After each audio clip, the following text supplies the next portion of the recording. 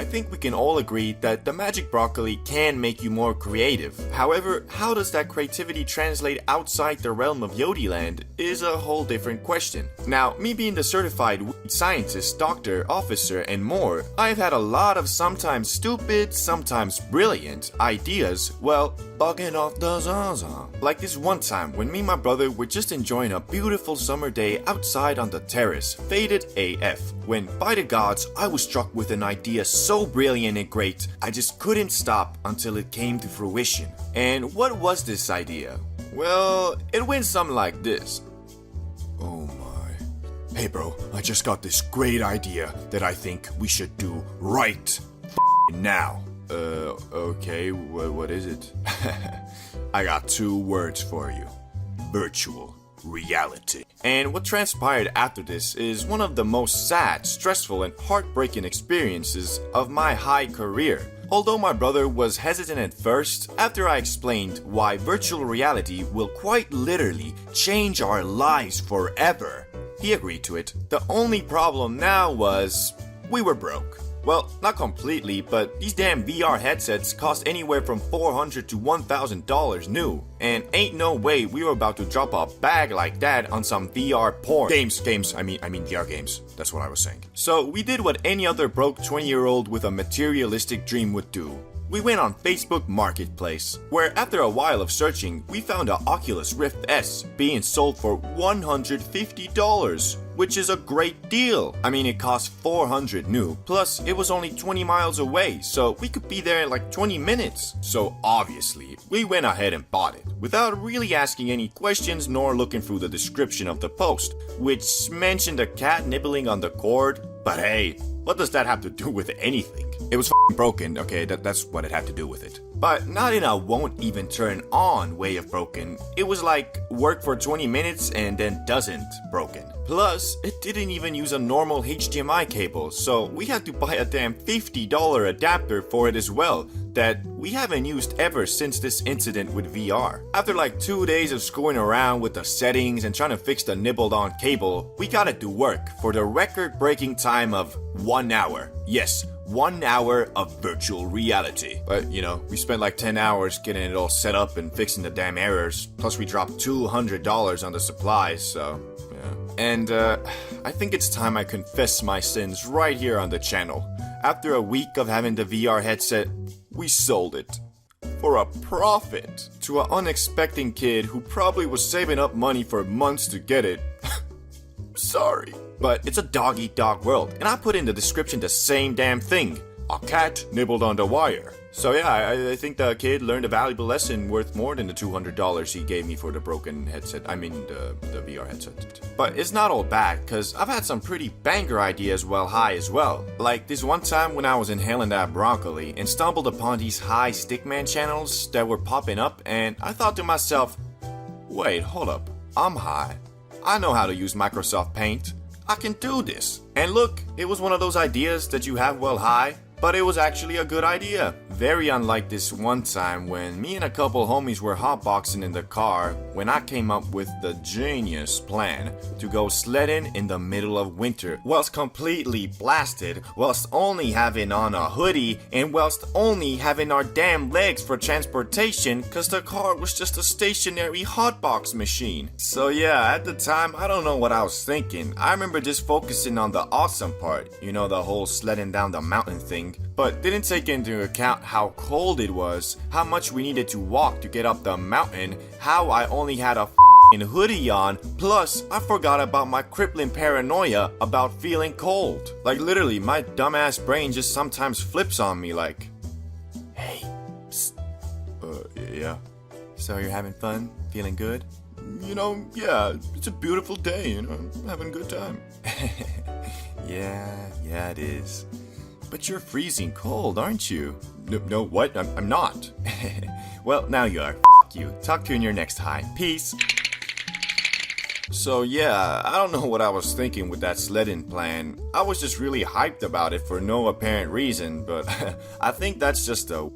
Like, it makes everything seem awesome. Another weird obsession I seem to have when I'm faded is real Japanese samurai swords. I don't know why, but there's just something about knowing that the sword you are holding was once used for actual combat by a true samurai. But hey, that just might be me. Mushrooms are a lot like that one friend who is always talking and it kind of annoys you, but at the same time you love him cause you know he's always keeping it real with you. So if you are fiending for a third eye awakening on some Dragon Ball Super shit, you better be ready for the shroomy shrooms to take you through the depths of your unconscious, where it will dig out and highlight questions about your very fabric of existence, like, who am I? Why are we here? Do I like men? But anyway, that doesn't happen the very instant you eat the shrooms. In fact, the stages of a mushroom trip are so different, each one of them could be considered a substance of their own. But the first stage everyone experiences is Stage 1, Ingestion/come up. Right after consuming those Mario power-ups, you might feel your stomach twist and turn a bit, as your body is signaling to you, this shit was not food, wasn't it? But thankfully, it's usually pretty minor and goes away after a few minutes. While waiting for the shrooms to kick, you probably stare at a bunch of random objects hoping to find some type of moving pattern, cause that's what shrooms are supposed to do, right? Well, yeah, kind of, but after 30 minutes goes by and you're still staring at the wall with no sign of visual hallucinations, you probably think to yourself, man, I got scammed, didn't I? But then you start really thinking about it. Are you feeling something? And then you think about the next thing, and the next thing, and then you might laugh at something completely random like this picture of SpongeBob, and boom, you now realize they weren't duds, and you're about to go on a journey, bro. Also, after all this, you probably move on to Stage 2, Questions that lead to more questions. You're at the point now where you know the shroom's kicking, but you don't really see any visuals except for maybe the increased significance of every object, but the main thing is you have started questioning everything you know, but not in a scary way of nothing matters, there is no point. More of a, man, I love hanging out with Charlie. Wait, do I though? What type of person is he actually?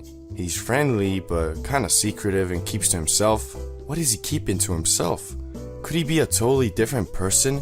Am I becoming a better person by hanging out with him? What is going on? So yeah, this stage can be very eye-opening to some, especially if you're the type of person to hang on to problems and worries instead of facing them. Because however hard you try not to think about something, the shrooms won't let you. And although it might seem like that's a bad thing, it's actually not. And you should treat this time of the trip to pinpoint the main questions you would like to receive some type of answers to by the end. Because soon after, you're gonna go to Stage 3. Holy shit! The mushrooms are now almost at full effect, and you're definitely seeing some hallucinations, like moving patterns, disfigured items, wavy hands, etc. But to be honest, that isn't really the main thing, because if you approach this trip with the right mindset, as in you wanted to actually take something with you to the real world afterwards, then currently you are most likely intensely trying to piece together the answers to the questions you highlighted on the previous stage. But it ain't as easy as it seems. It feels like you were constantly on a breakthrough to something really important and significant, but then you lose it and have to start again with the pieces you left off with. But if you stick with it, you'll always figure something out. Maybe not the full picture, but something. Also, you shouldn't blame yourself if you start talking or thinking about something that you feel is very amazing, but then halfway through realize you literally pondering about the implications of the evolution of the Pringles Man logo, bruh.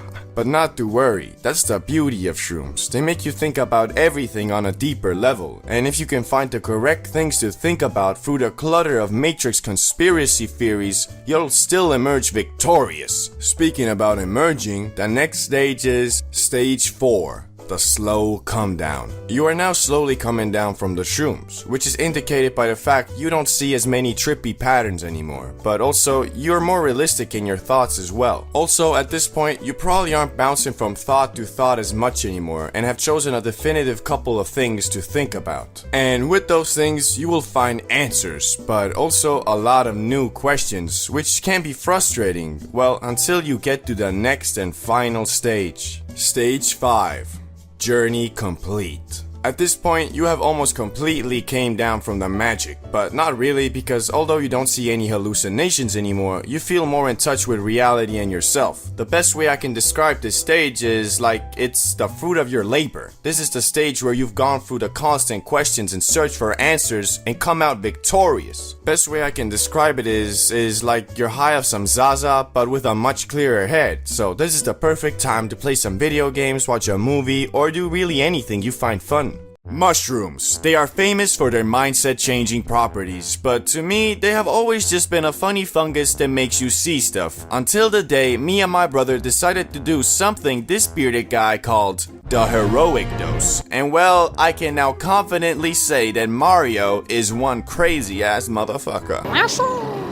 Oh my god! The journey began in Amsterdam, like always, where we were going to hopefully enjoy our time in DEF CON 1, a festival so big these dudes made their own currency and segregated the population like the freaking pyramid system. Anyway, because this rager was 4 days long and we thought it would be cool to do something besides grass and drank for the whole time, we paddled our butts to a smart shop where, well, you guessed it, they sold mushrooms. But this time it was different. You see, a year ago, me and my brother did them for the first time, and because of that, we're extra cautious about the size of the portion, which led to us taking too little to truly call it a trip. We did end up mixing that shit with grass though, and it freaking blew our minds. That story is on the top right corner right now. But anyway, this time we were looking for the true experience, the type of shit that will have you questioning your very fabric of existence, cause well, we just built different like that. So as we were googling the right amount 200-pound behemoth should take to get the full experience, we stumbled upon this video of this YouTube scientist talking about what he called the heroic dose. After dividing the 10 with a 5 and multiplying that with a 69, we came to the scientific conclusion, we gotta eat a shit ton of mushrooms. And for that, we had to buy a ton. So we ended up purchasing 1 mega pack of truffles each, which is already considered a lot, but we also bought 1 extra that we were going to split to make it a ultra trip. Now, unfortunately, these truffles weren't allowed in the premises of DEF CON 1, so we did the only logical thing and hid them in the woods surrounding the festival area, which is important because this would end up making our journey 10 times more difficult. Anyway, 2 days went by of just chilling when we finally felt comfortable enough in our accommodation to decide,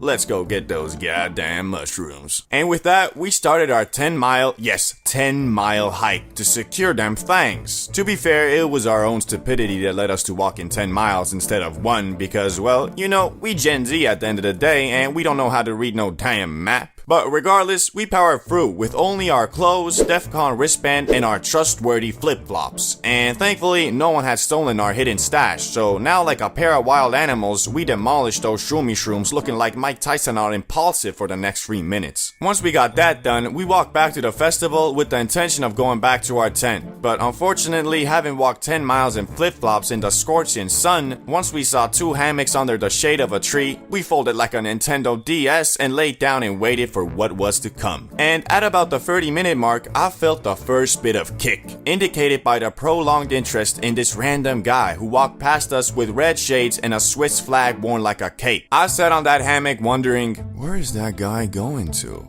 What's like his story? Is he a good guy or is he a bad guy? If he's a bad guy and he's about to do something villainous, I could have stopped him.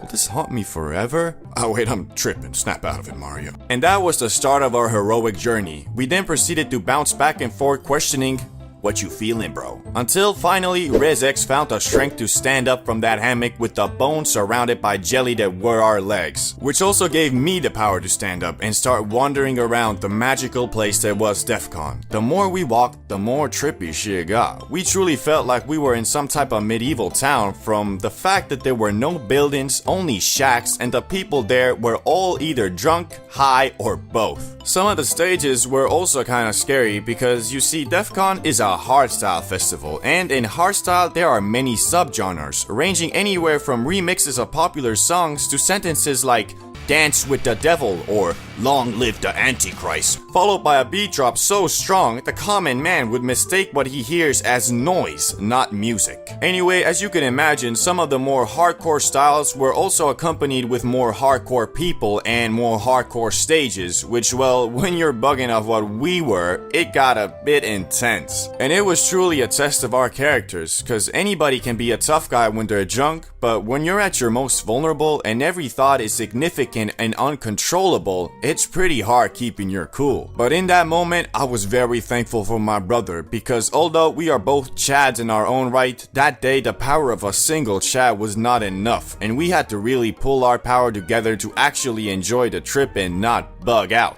Once we hit the 1.5 hour mark though, we randomly stumbled upon our friend who was there with us at DEF CON, and it was a very nice mid-quest point. We shared our experiences, explained that we are currently on another plane of existence, had some laughs. Oh, and we also showed him our disgusting feet that we acquired from walking 10 miles in flip-flops, which he one-upped us by showing his messed up right eye, which he got from getting dust on it or something. After that, we proceeded to the final boss, our tent, which might not seem all that scary, but at this point, we had ascended to a place we had never even thought to exist. A place of pure mystery, questioning yourself and everything you know. The peak. Unfortunately, I can't really talk about most of the stuff we discussed because it was some real deep shit. But I will say it was one of the toughest experiences I've had. It was scorching hot, we were 1,000 miles from home, and we were just not in the correct dimension, bro. Coupled with the fact the tent was damn orange and illuminated everything to look like Donald Trump's tan. And bro, the moving patterns, they were endless. But at the end of it, we walked away with a lot of knowledge about ourselves and broke barriers in our minds we didn't know were there. So this heroic dose, just like the name suggests, is only for people who are courageous and strong enough to withstand it, because this was no easy smoke grass and play Xbox trip. This was a full-on journey. I'd even go as far to say this was, or at least felt like, a main storyline quest in our lives, which after completion we really did feel accomplished that we endured. Buying from the plug is always an experience, cause unless you're super tight with him, you never know if you're gonna get the leftover oregano Reggie pack he scraped from the bottom of his grinder, or if you lucky and the RNG god smile upon you, you might just get the finest organic grass-fed grass there is on planet Earth. But alas, most plugs keep that quality stuff for only the loyalist of customers or new buyers. For me, it was the latter.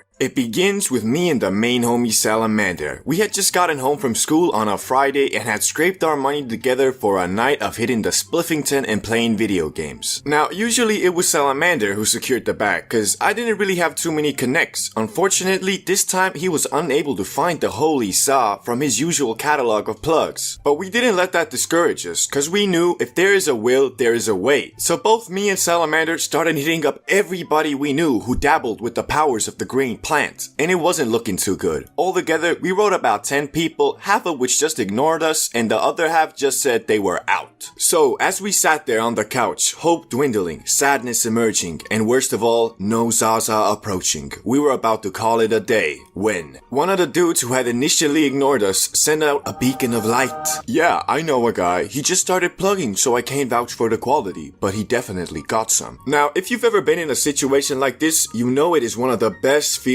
in the world when you've almost given up, but in the last second, you get that holy text of, yeah, how much? But even though we were pretty stoked, we were also a little bit wary, because this $20 we had saved up was the equivalent of 20 million in today's money, and because this guy was new and no info was given on the quality, we were scared of getting a bag of oregano. And I mean, at the time, we both thought all plugs are grueling gangsters ready to kill you on sight if you so much as make the wrong sound. So if it really was a bag of oregano, there was nothing we could do about it. Anyway, the time comes for us to meet up with this mysterious plug, and the instructions he gave us were to come to this rundown gas station's loading area in the back at 8 p.m. sharp. So we did. As we were standing there at 7:58 p.m., we could only imagine what vicious, heinous, devious killer would come to greet us.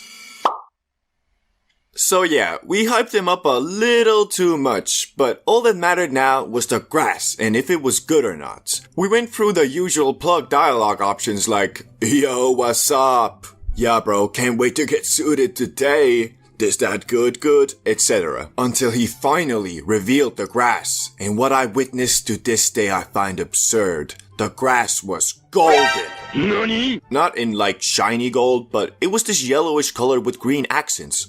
Beautiful. And the smell. Bro opened that bag up for us to sniff, but it was not necessary, as the smallest opening in that Ziploc baggie consumed the entire area with the finest fragrance imaginable. Oh, okay, well, finest is the wrong word probably. The shit smelled like cat piss, but that's a good thing with Zaza. So we gave up our $20 with no hesitation and returned to Salamander's place with this golden grass of the gods. Now, usually we would just roll up a spliff and consume the za like that, but as this seemed to be legendary material and we didn't want to waste even a single microgram, we made a makeshift can that would allow us to ration this gram to the maximum. So now it was time to hit the za, and it went something like this. Are you ready? Shit, you know it. Here goes nothing. You good, bro? Yeah, you gotta hit this shit, man.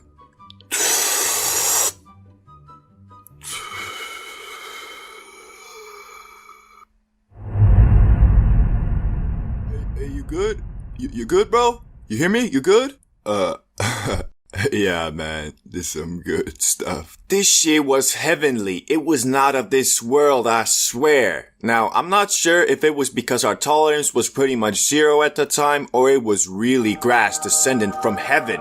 Probably a mix of both. But one thing I do know, that was the highest I had ever been up until that point. And well, as we know, when you were really high, you don't remember much the night after. So unfortunately, I don't know exactly what we talked about or what we did, but I do remember that we caught a major case of the Joker's laughing gas cause we found everything hilarious. We were so goddamn high, it took us a solid 20 minutes to navigate the PS4 menu to launch our game of Call of Duty. And when we did launch it, we were cognitively impaired. Felt like the controller was inverted or some shit. But safe to say, that Friday night we were truly blessed by the plug. And we went on to exclusively buy from that guy until he stopped plugging 1 month later. But he will always hold a special place in my heart as the plug of plugs. This video is for comedic purposes only and does not promote illegal drug use. I think we've all bought from The Plug at least once, but for all my homies who live in countries or states where the Zaza still remains forbidden, you have most likely encountered many of them. And well, you know that no two are ever the same. One day you'll meet up with the most savage, straight out of jail, carrying a bazooka in his back pocket looking mofo, and then 1 week later hit up your boy Jimmy the Plug God, and he'll have you pulling up to his nice suburban household like, "Yeah man, so how's it going? Yeah, good? Okay, here's the kush. Okay, thanks. Goodbye." Anyway, here are the 5 types of plugs you'll most likely encounter on your journey to get the magic spice. Number 1. The plug who thinks he's an entrepreneur. This is the guy who'll be straight marketing and promoting his illegal business like he was some dropshipping guru. Like bro, I don't know if it's a good idea to be flexing your fat stacks on your personal IG and writing captions like, 5-0 don't know what I'm on, can't stop a young king from thriving, hashtag drug money, hashtag trap king. I know a couple of these plugs, and the one thing they always have in common is the inherent and uncontrollable desire to flex on anything and anyone. Just a couple weeks ago, I bought from one of these guys, and in the span of the 3-minute long transaction we had, I learned the following things.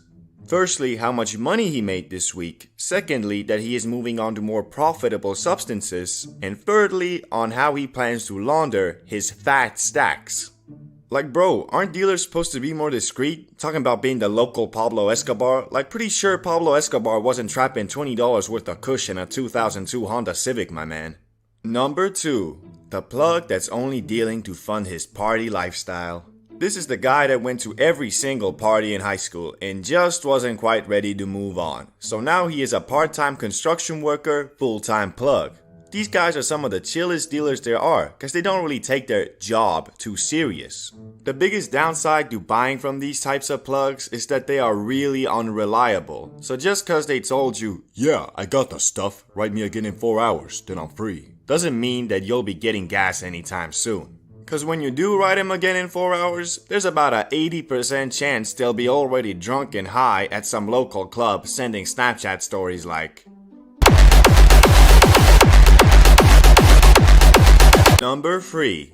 That tries his hardest to act gangsta plug.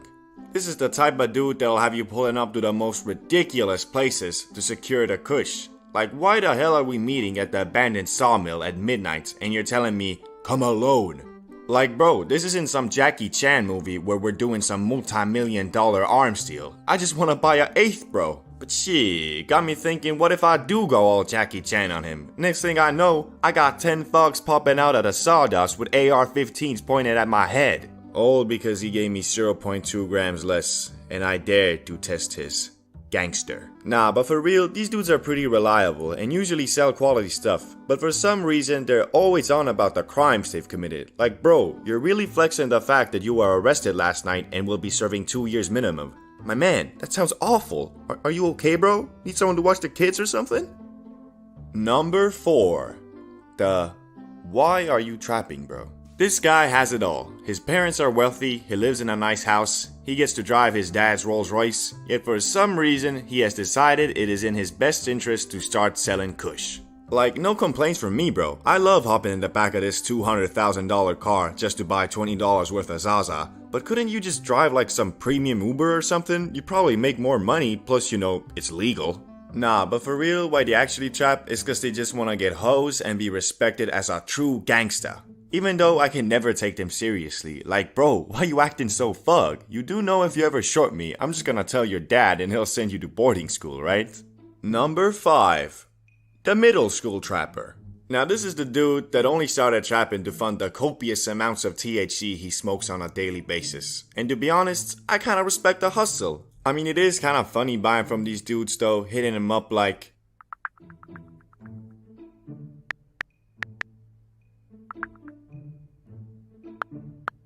then you pull up and they're always like at least 200 feet away from where they actually live cause they don't wanna get caught by their mama. But because these dudes usually smoke their own product, they always gotta comment about what you're getting. Stuff hits different, bro. It's more of a body high.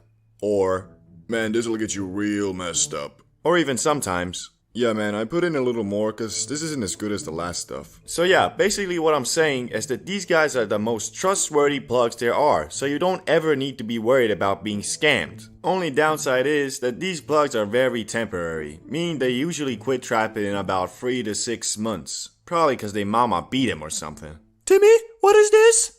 That's nothing, mama. You ain't gotta worry about that. I know what it is. It's from the devil. Get over here, Timmy. No, mama. Don't. Leave me alone. So yesterday I was packing myself a big ol' hit as per usual and thought to myself, man, I'm really hitting this out from this wacky silicone machine crafted laboratory grade piece. Like, what happened to the Apple BONG, the can BONG, the good old spliff? And so today I'm coming at you with the 5 levels of smoking grass and how your equipment to do so evolves along with your mindset and shit. Starting with level 1, the noob. This is the level where you still think the Za is some type of magical space unicorn shit. Cause well, you've never done it, but your friends say it's crazy. So one day, you and the boys hear of a dude called Dragon selling grass in the school bathroom. So you band your money together and go acquire the grass. Once obtained and a safe area found, your friends are like, how are we gonna smoke this? Which, depending on where you're at, you're gonna end up either with a crappily handcrafted spliff or an aluminium can with holes in it. Whichever one you choose, you're gonna get faded in a hoe that night and either fly with the happy space unicorns or get tortured by thoughts like, I hope my mom doesn't call me right now. Is this ever gonna wear off? Was 9/11 an inside job? And if your first experience was the latter, then you probably didn't advance to the next level, at least for a while. But if you had a fun old time and continued to smoke up with your buddies, at some point you'll find yourself at level 2. Why does she always make my throat burn? After a while of smoking the Za from spliffs or from some shitty Mountain Dew can, you finally think to yourself, maybe I should invest in something that makes it so my throat doesn't want to eat itself inside out every time I take a hit. So you go online and buy the cheapest BONG you can find. Excited to use your new acquired technology, you invite your friends over and get faded in a hoe yet again. But it's different this time. Because the BONG doesn't destroy your throat as much, you can actually kinda take consecutive hits. So being the genius you are, you do that and ascend into Yodiland for the first time. After the ascension, you begin to wonder though, how high can a mortal man truly be? which the answers to those questions are still a ways away, but after a quick Google search of how to get more high, you discover something called the gravity BONG, and soon after go into Level 3, the Zaza Man. Eager to try out your newfound powers of gravity control, you yet again invite your friends over and take a smack dabbly do off that thing. Which what follows is actually not as crazy as before, cause even though you all did get faded than a hoe, you also got sleepier than a hoe and got knocked out on the couch pretty fast. So you vow that the next time you use the powers of gravity, you'll drink an energy drink or something so you won't fall asleep like a baby. Even though it is pretty nice sleeping like a baby. Anyway, at this point, your friends are probably like, yeah, nah, that's a bit much. But because you're a crusader and haven't yet learned the lesson of moderation, you still want to get even more faded. So back to Google, and now you find yourself basically with two options, edibles or dabs. But because this is the 5 levels of smoking grass, let's just say you chose the dab pen. And shortly after, you move to Level 4. The Fortnite cart. After the obtaining of the Benjamin, you test it out with your friends and you get faded than a hoe yet again. But the reality is your friends just want to smoke normal za cause the Benjamin kicks too hard for them. But you still haven't learned moderation, so you call them wackos and waddle your way to Benjamin City alone. While at Benjamin City, you're like, more high, must get more high. And there's only one more item to fill your never-ending quench for tolerance destruction, and that is Level 5. Bro, what the fuck? You got a damn science station here with dab rigs? They're, well, unnecessary is a way to put it. I mean, bro, you know she has gone too far when you gotta look at the instructions on how to get high. Plus, your friends don't even really want to try it out anymore and urge you to go on a tea break, which after realizing that all your money has been going to your need to get higher and higher, you're kind of forced into one, which after, hopefully you'll move on to Final Level. Ascend it. Finally, you realize smoking za isn't just about getting as high as possible, because every situation has its own limits of fadedness. So if you're just going out on a night out with your homies, best thing to do is to smoke a spliff. If you don't want to get faded in a hoe though at home, do the gravity, and so on. The true power you have over all the other levels though is you've already gone through all of them, knowing that you can manage your tolerance correctly and smoke up with the appropriate tools for the appropriate situations. I love the magic green plant, but sometimes I be just chilling, minding my own damn business, and then all of a sudden, bang! The Zaza decides to make something as simple as my toe hurts a little bit into holy shit, I have toe cancer and I'm going to die. But something you guys might not know is that there are levels to greening out, as not all green jelly bean attacks are with the same ferocity as Mike Tyson's uppercut. Sometimes it can be just a small jab that knocks you down, so let's start out with the Jake Paul special. Level 1. Whatever. This is the initial level where you start to suspect that something could be wrong. You might have dove deeper into a bad thought than you would usually, or you find yourself thinking about a subject outside the one being discussed quite intensely. This is the level where if you act according to the CBD bro code of not being a dum-dum and just stop yourself from diving deeper, it can quite easily be stopped with just a change of scenery or switching concentration from your thoughts into the activity at hand. That being a video game, chatting with friends, a TV show, etc. But if for some reason you forget to actively stop it, well, you're gonna move on to Level 2. Okay, stay calm. So you didn't stop the mighty green out when you had the chance. Well, now you've dug yourself much deeper and it's gonna be a lot harder to come out of it, although still not impossible. At this point, if you're with a group of friends, you are only replying to them because that's what you would normally do, but in your head, you are fighting demons. Not the devil himself yet, but it's still quite the battle. Yet at this level, you are still able to keep your composure and haven't ruined the group's vibe by being like, holy shit guys, I'm freaking out, I need to go home. Cause you know, if you were in their shoes, that would totally kill the vibe. But if you don't manage to crawl out of this hole, you will go straight to Level 3. Game over, man. Game over. Well, at this point, it's game over, man. It's impossible to pull yourself out. Well, not impossible, but highly improbable. If you're with a group of friends, this is the point where you just can't take it anymore and you change the group's vibe from fun to emergency mode. But if you are unlucky enough to be with a group of people you are not really that close with, well, this would be the time to just kinda walk out of there, cause you just can't function in a situation like that anymore. Every sentence you think about forming, the voice in your head will go, you sure these guys are gonna find that funny? What if they don't? What if they find it offensive? What if they kill you for it. So yeah, at this point, shit is too extreme to handle in a situation like that. But it gets even worse at level 4. Freak out. You're screwed. If you're in a social situation, this is the last chance to put on your big boy pants and just dash out of there. But at this point, even that's kinda scary, cause every damn object looks like a demon, and every stranger with a hint of blue is a cop. Your brain cannot handle thoughts anymore, so just switch that shit to autopilot and start walking. Even though you know that the police aren't probably gonna get you, it doesn't matter, because you are convinced if they don't get you, the devil himself will pop out and bring you to hell with him. Although this is complete paranoia mode, if you are alone in your room or with a group of close people in emergency mode, you'll be okay, just barely. But you need to hope and pray that you'll start coming down soon, cause if not, well, level 5. I am going to die. Like, no kidding, I'm going to die 100%. The last and final level. At this point, you were 100% screwed. There is no pulling out anymore. All you can do is wait for your high to dissipate and just crawl up in a ball until then. You have convinced yourself that whatever it may be that started all this is the actual end of the world. Like no cap, sometimes the Zaza just doesn't like you and convinces you that the end is coming. No amount of persuasion and calming down from your friends will help you now. So they probably just left you in the corner while they went to enjoy the high. Only thing you can do is drink water and run around to sweat the THC from your system. And if you're lucky, you might make it back to Yodiland before the day is over. Until then, it's the trenches for you. The wake and bake is a legendary art form created by humans of the highest intellect. The act of waking from one slumber and immediately entering into Yodiland is a sacred practice known only to the chillest of creatures. There has been a lot of controversy in the meaning of wake and bake. Some say it can only truly be called the holy practice if one smokes up immediately after awakening from dreamland. Others, including myself, believe it is not necessary to sleep next to your crusty last cleaned in 2007 smelling like a rotting can of tuna ass piece of glass. Cause I don't know about you, but personally I like to start my mornings off with something nice, like a coffee or some bacon and eggs. Not the taste of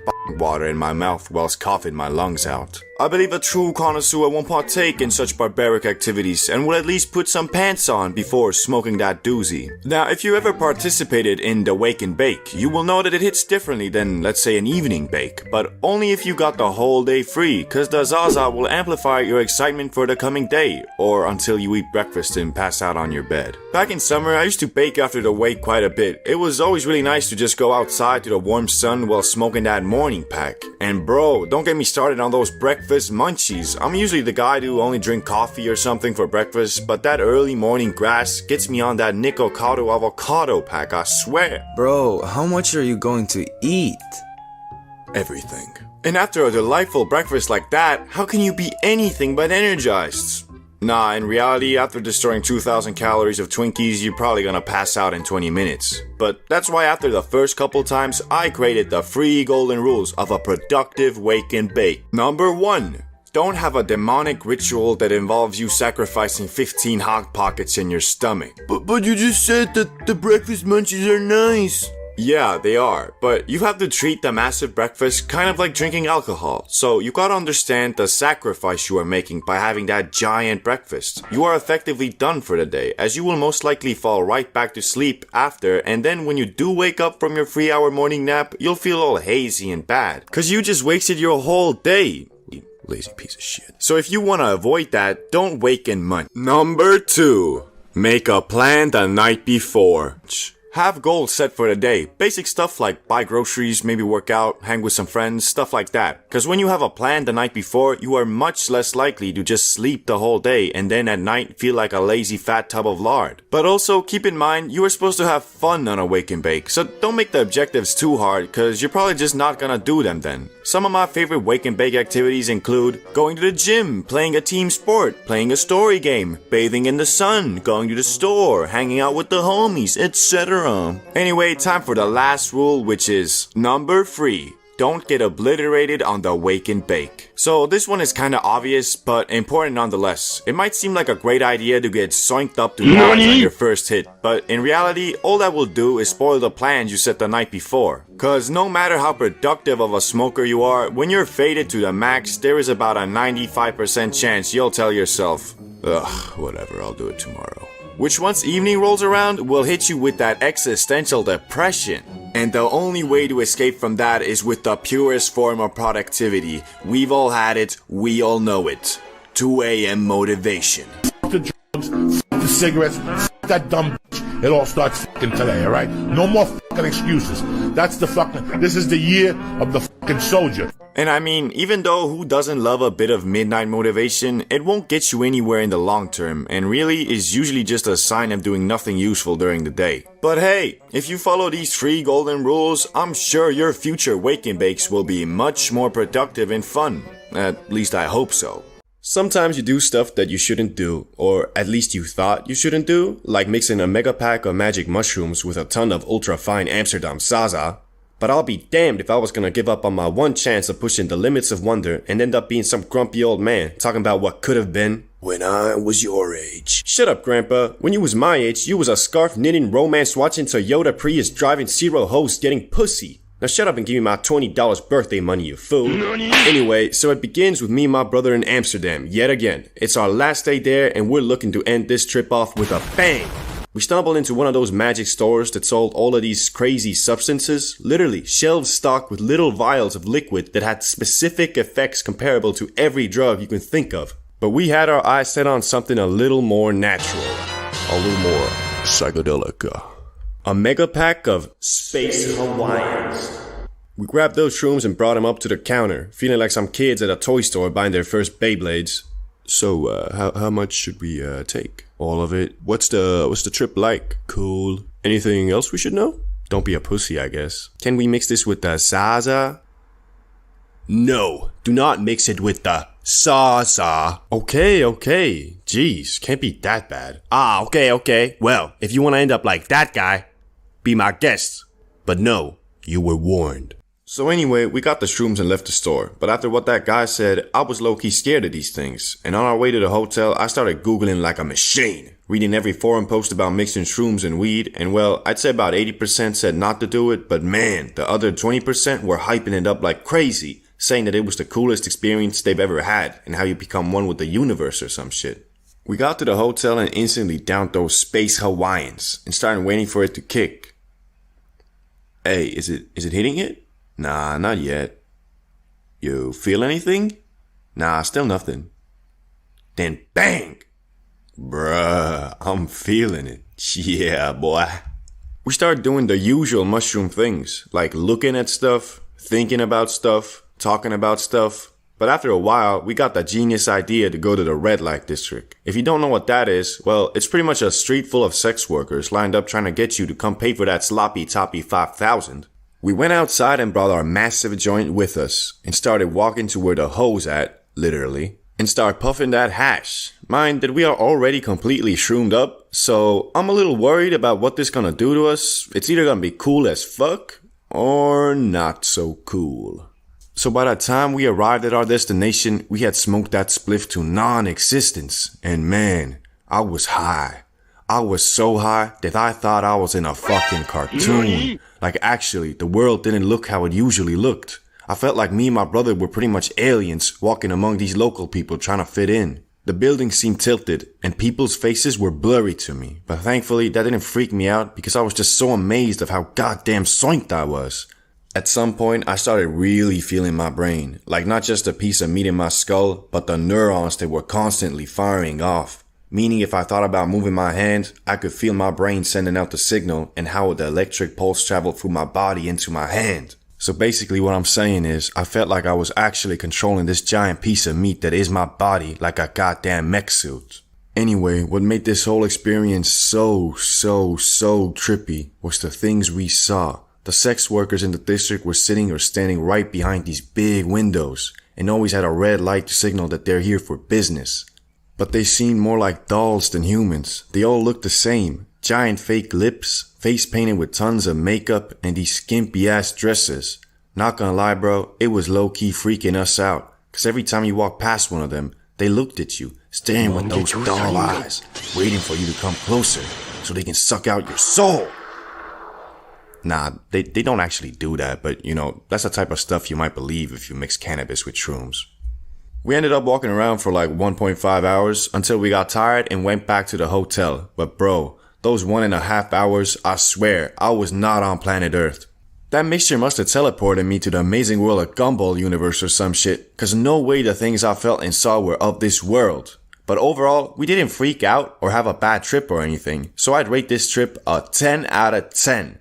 Cause we had no issues really. After getting back to the hotel, we had the usual munchies and sleepiness. So really, that kush helped us out. Cause my experience with shrooms until this point was they don't let you sleep. But thanks to that fine natural grass, I slept like a baby. Vaping versus smoking. Both activities extremely similar to the naked eye, yet in reality, these lung-destroying practices are quite different. The same way smoking za used to be a very niche thing, mostly done by hippies in the 1960s to 1970s, so was vaping in the 2000s to early 2010s. Yet both smoking and vaping slowly but surely took over the world, to where nowadays you'll be walking down the street and see a dude puffing on a strawberry ice guacamole stick on one side, and on the other see a bunch of college kids sitting on a bench eyes squinting like they got hit with a flashbang, holding the Teenage Mutant Ninja card screaming blinker. And although a lot of times a vapor can also be a smoker and the other way around, I'm here to try and figure out which one of these practices is definitively superior to the other, so you can once and for all say to the opposing faction,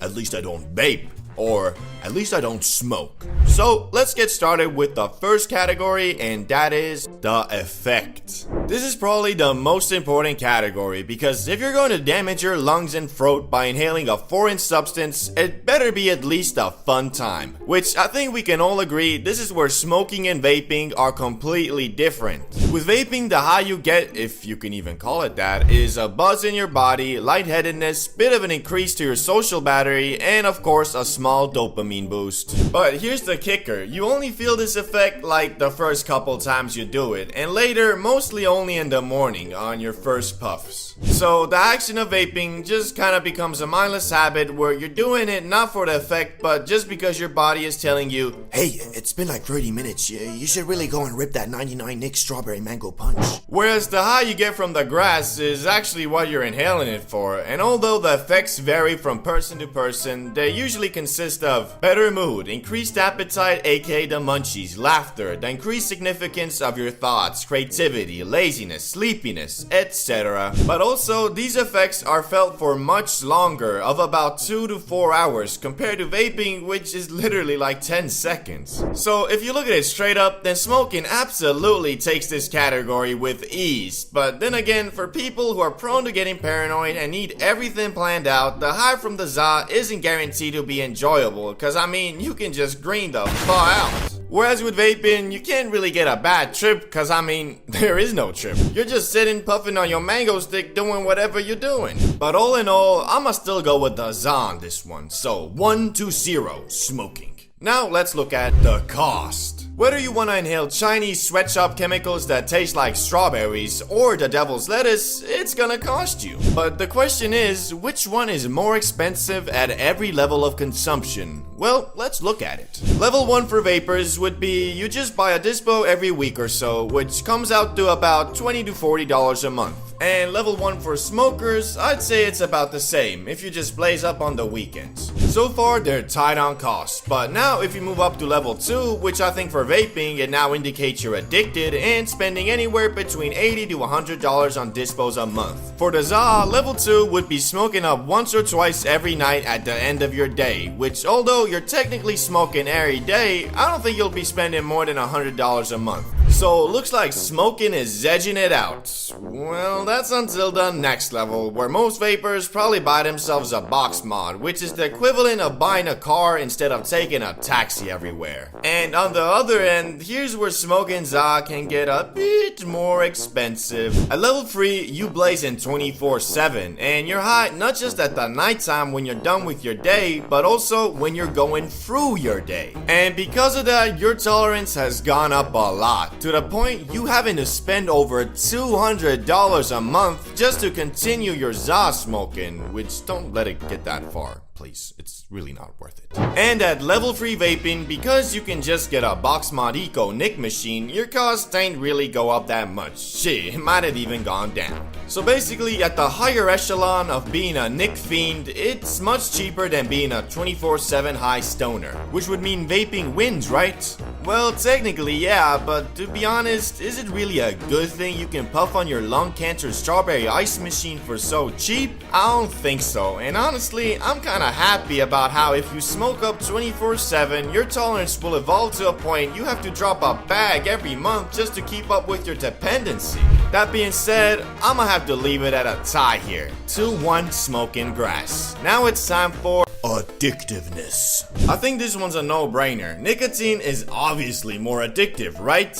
Well, yeah, but there are some more aspects to this comparison, like the fact even if you're completely addicted to Nick, you can go about your everyday life just the same, cause it doesn't make you slower mentally, nor lazy, nor paranoid. It's just slowly but surely giving you lung cancer. But with za, if you really start abusing that shit, it'll affect your everyday life, cause it can lower motivation, make you less driven, slower mentally, and hazy. But all of that is only if you let yourself get that far, which is much harder than with Nick. Cause the za is just less addictive than the mango stick, meaning with vaping it can literally take just one puff to get you hooked, but with the za it's more like an experience. So although you might have a great time your first high, you won't be in the school bathrooms the next day like, "Yo, you think you can give me a couple puffs off that?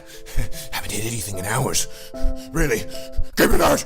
Okay, it's not that bad, but be wary. Nicotine fiends, they'll do anything for a puff off that elf bar. For real. Anyway, this point goes to the grass yet again because of its much less addictive nature. 3-1 smoking. But maybe this next category will ignite a comeback for vaping. Availability. Nick sticks are sold everywhere, from gas stations to smoke shops to shit, some grocery stores. And on the other hand, the Zaza, if you're in the United States, where let's be honest, you probably are, you can get them at dispensaries or your local Pablo Escobar, the plug. Which unfortunately, dispensaries are more of a luxury that only legal state citizens in the US are afforded, and for the rest of us, we have to deal with the lawless, sometimes sleazy creatures called plugs. I mean, for real, why the fuck do I, a law-abiding citizen, have to deal with criminals on a weekly basis just because I wanna relax and eat some double-stuffed Oreos on a Friday night? But if I wanna get shit-faced drunk and go outside with the homies committing 3 counts of disrupting the peace, 4 counts of destruction of public property, and 58 counts of, Yo, what's that guy looking at? He got a problem? then that's totally fine. So I think we can all agree vaping takes this one. 3-2. Now time for a category which will either tie it up or secure the major Tate W for smoking, and that is the community. Vape Nation versus yeah man. Or at least that's the stereotype. In reality, it ain't really like that. Although from my experience, vapors are more extroverted because they're always vaping in a circle in the damn bathroom, chit-chatting about their flavors. And smokers are more introverted and chill, who would rather sit down and play some modded Minecraft with the homies than go to the club. Oh, and if you're looking for a place where you can find more people like that, then why not join the CBD Bro Discord? We also just hit 5k members, so join the revolution, the weed revolution. Anyway, this could be biased because I'm a smoker myself, but I personally think the Zaza community is better than the vaping. Although I really don't like grass NPCs who make the Za their whole personality, these dudes are pretty easily spottable and avoidable. But I mean, vapors got the same thing. Imagine standing in a circle, everybody puffing on their dispo, and then some dude pulls out the Vaporizer Ultra 3000i Max, fully equipped with 8 flavors, a touchscreen, Wi-Fi, and Bluetooth capability. I think the exact same thing that I do with grass NPCs. That's a bit too much, man. Anyway, 4-2. Smoking wins. The first high, a core memory, and whether you enjoyed it or not doesn't really matter, because for 95% of people, their first time literally shapes their entire opinion on the grass. Almost everybody who isn't age 50 or over and says, "Weed is the work of the devil, and should be more illegal than even meth." Well, actually it is. The Za is Schedule 1 and meth is Schedule 2, so... Yeah, that's right. That's why I love America. Greatest damn country in the world. USA! USA! USA! Anyway, what I was saying was that most people who tweak their first time are put off by it for a while and shape into za haters, and people who have fun their first time, believe it or not, don't all become mindless junkies who eat Little Caesars and watch SpongeBob all day. Rather, when asked their opinion on weed, they'll probably just say, My stomach turned into an endless void with an unquenchable hunger for anything edible, which was followed by a sleepiness so uncontrollable I passed out halfway into my 25th Twinkie. It was pretty fun. So obviously me, CBD bro, who runs an entire YouTube channel dedicated to the green plant, must have had the latter experience, right? Well, not really. As you see, when I was but a wee lad, uncontaminated by the forbidden fruits of the world like alcohol, nicotine, and yes, weed, always believed that alcohol makes you homeless, nicotine makes you a little bitch, and weed makes you lazy. Thinking that, I didn't want to waste not just my first high, but my very first time feeling anything besides normal on eating Doritos and watching Family Guy. Which, after turning 17, I decided it was about time I lost my substance virginity and planned to do so on Christmas dinner, where I was gonna let El Marijuana put its big, fat, thick, juicy, delicately rolled J in my mouth, but only after I had eaten, as I believed if my tummy was full, I wouldn't get the munchies and could instead contemplate the meaning of life my time high. And thankfully, I had an older brother who was more than willing to give me a puff or two from his Christmas dinner J for $4, the fucking cheapskate. So we went upstairs and started puffing, which Rezex was instantly bamboozled from the magic grass. Nice, it's not a dud. Now it's my turn. I grabbed the J and puffed until I could puff no more. And the result was, I didn't feel a damn thing. Still had to pay the $4 though. Fucking bullshit. Anyway, as we went through the day, I got increasingly more jealous of my brother, who by his words was fried AF. I was beginning to think maybe I'm immune to getting high, which after telling my brother this theory, he concluded that I'm stupid and just didn't inhale the za in my lungs, and so generously told me to follow him upstairs, where he gave me a couple more puffs for an extra $4, the damn venture capitalist. As I was smoking away, keeping in mind to inhale it all the way down to my lungs, I still wasn't feeling anything, and my hopes of getting fried AF were beginning to look more like a distant dream. When I finished puffing, I sat down at the computer to look at some of those watch while high videos, and my brother asked me, "So, you feel anything now?" No, I don't. What's this weird I'm not sure. I don't know, seems to me you're fried like some Kentucky chicken, boy.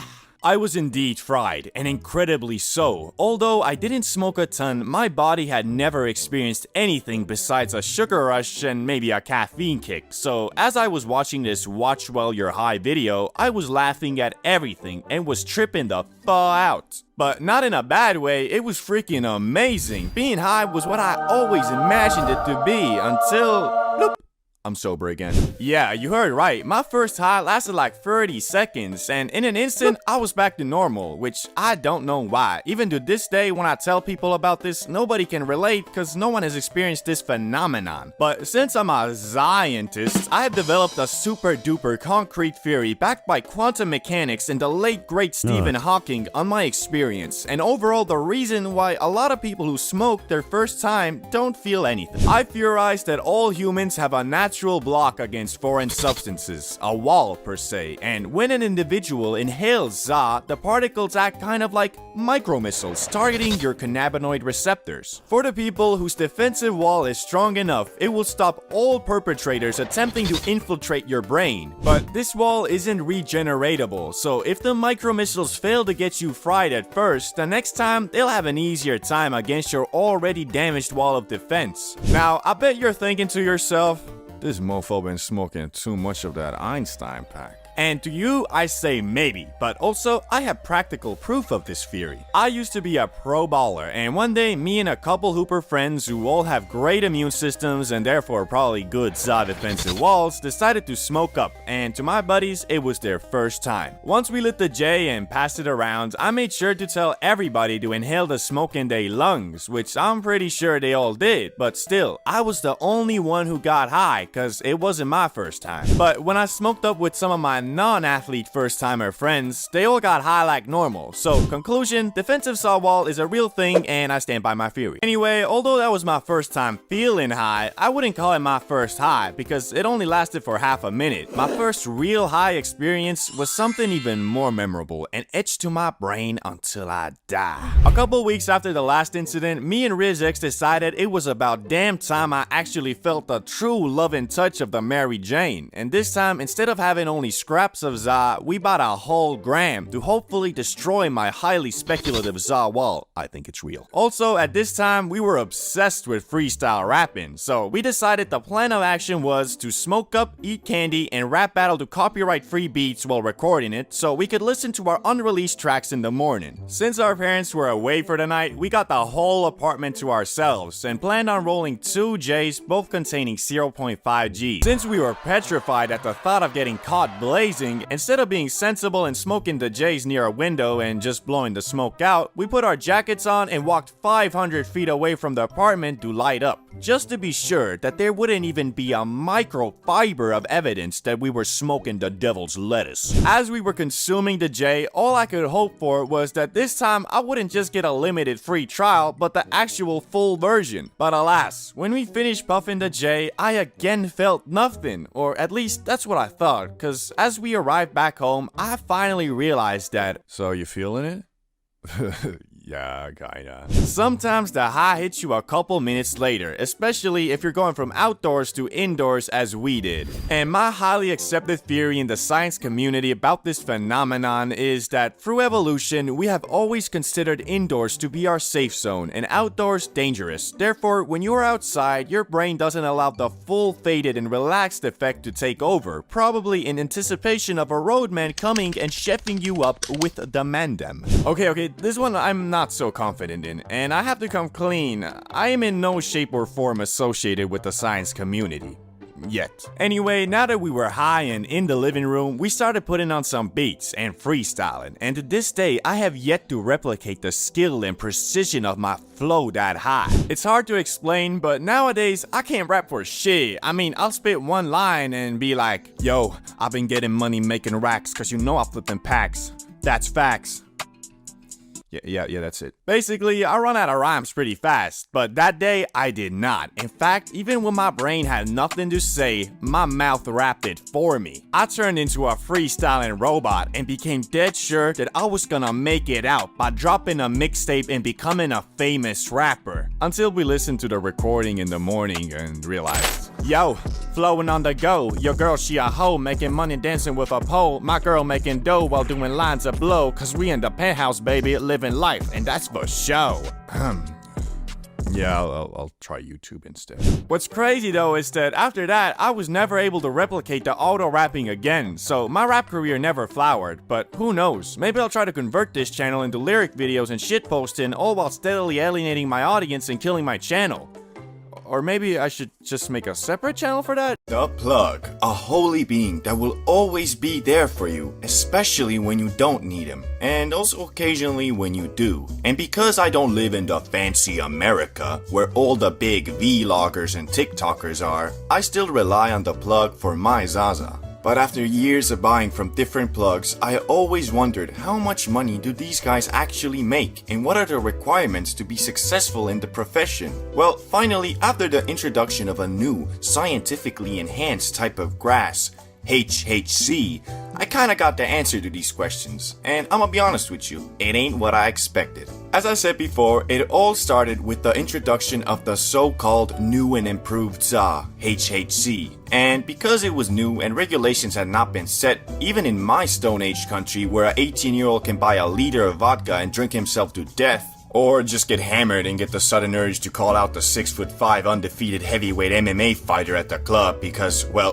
when he sees red, bodies start dropping. Anyway, since this was legal and I am a law-abiding citizen who wouldn't even dare to jaywalk, I thought to myself, this is the perfect moment to see what being the plug is all about. Furthermore, because most dudes in this country don't know anything about strains, hash, bud, and just take whatever the plug has, I didn't need to worry about people thinking I scammed them. Also, your boy conducted a thorough inspection of this new product using only the most delicate and scientific tools possible.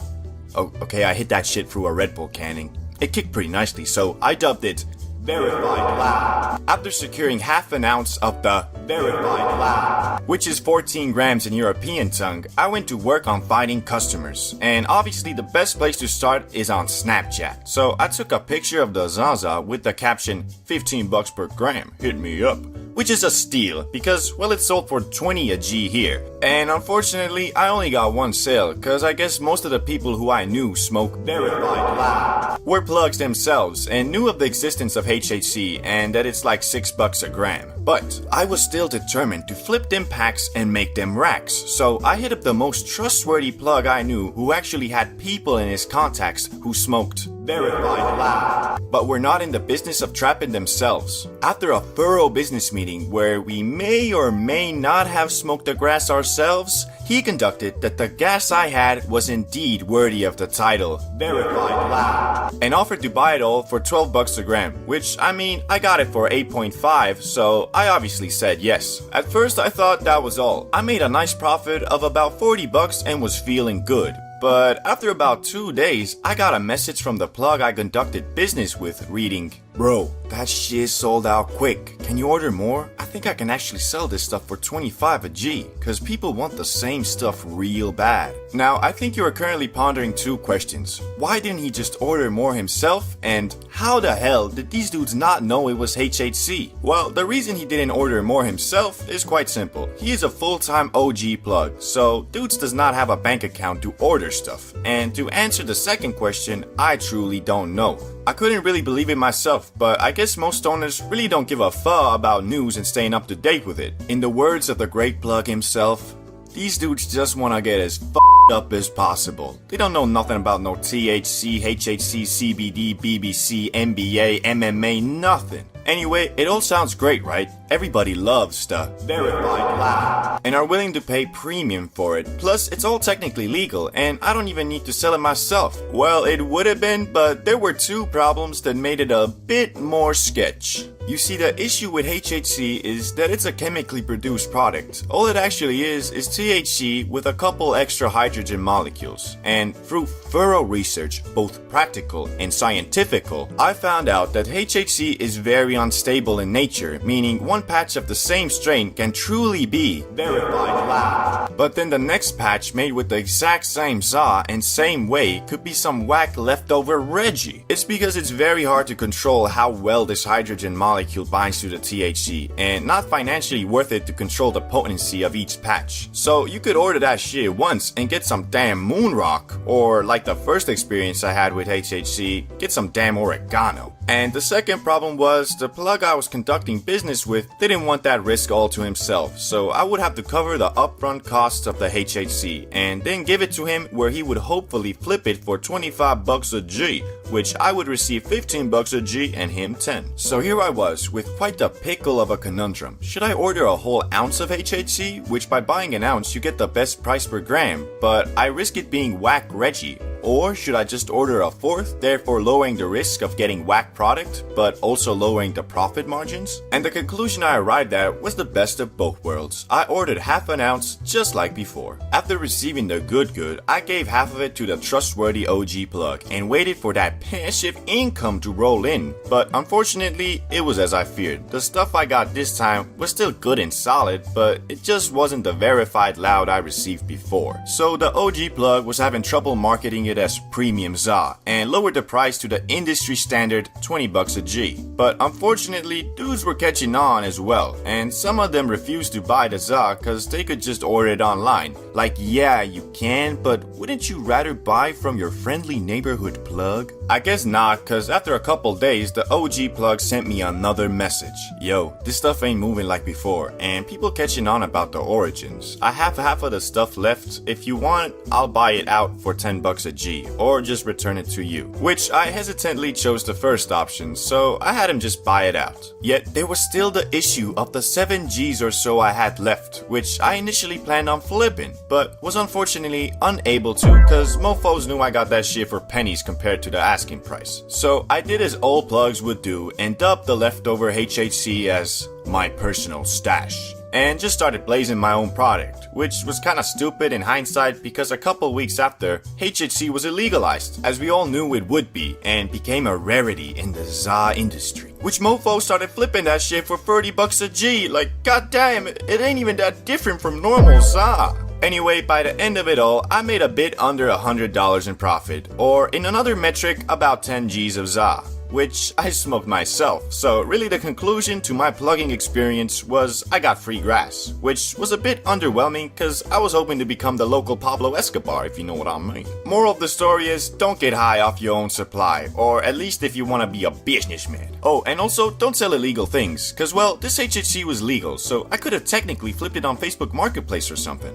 Man, smoking too much is such an awkward thing, especially because of how normalized getting faded has become. Nobody wants to be the guy who kills the vibe by admitting they graining the thaw out. Like dudes be knowing they approaching their limit, but peer pressure is a bitch. Like this one time in school when we were smacking the paper plagiarism on lunch break, and I could tell everybody was nearing the border between Yodiland and the Upside Down, but this motherfucker Salamander just kept on passing the J, and nobody wanted to be the first one to back out. Everyone kept on puffing and puffing until this one motherfucker just started puking. Like goddamn. Safe to say, dude probably hasn't smoked again till this day. But you know, that was high school. Most kids weren't on that Wiz Khalifa pack like Salamander. I mean, this dude's parents were barely home, so mans must have just been low-key looking for attention by acting out, but instead all he got was Snoop Dogg's tolerance and all the school thotties daily driving his dick. Some of you might not even know what it feels like when you smoke too much though. Shit, I know I didn't. My dumbass always just concluded that the stuff was laced, which looking back at it now makes me feel like a dinglebop for real. I mean, how you gonna smoke way more than you usually do in a situation you're not super comfortable in and then blame it on the weed? It's like a drunk driver suing an alcohol brand for making them unable to drive straight. Shit, it's like going to the store and buying too much food and then blaming the cashier for not stopping you. Like bro, it's not on Jimmy the Plug God. Dudes is probably smoking the same stuff as we speak. And yeah, I know sometimes it could actually be laced, but what does telling yourself that help? Like, wouldn't it be better to believe it's not and your brain is just tweaking? Then you could maybe, you know, calm yourself down. Unlike when you've convinced yourself the Plug is a fucking supervillain going around giving his customers schizophrenia. Like, goddamn son, someone's gotta like the bat signal for real. But shit, I'm out here preaching like I ain't done this myself. Back when I was younger, I did green out a couple times, but since then, I have developed rules I follow to avoid this at all costs. Like, for example, first rule, you don't always gotta get obliviated, bruh. Seems simple enough, right? But back in the day, every time we were smoking, my dumbass felt like I had to get higher than last time. Once the J reached me, I just...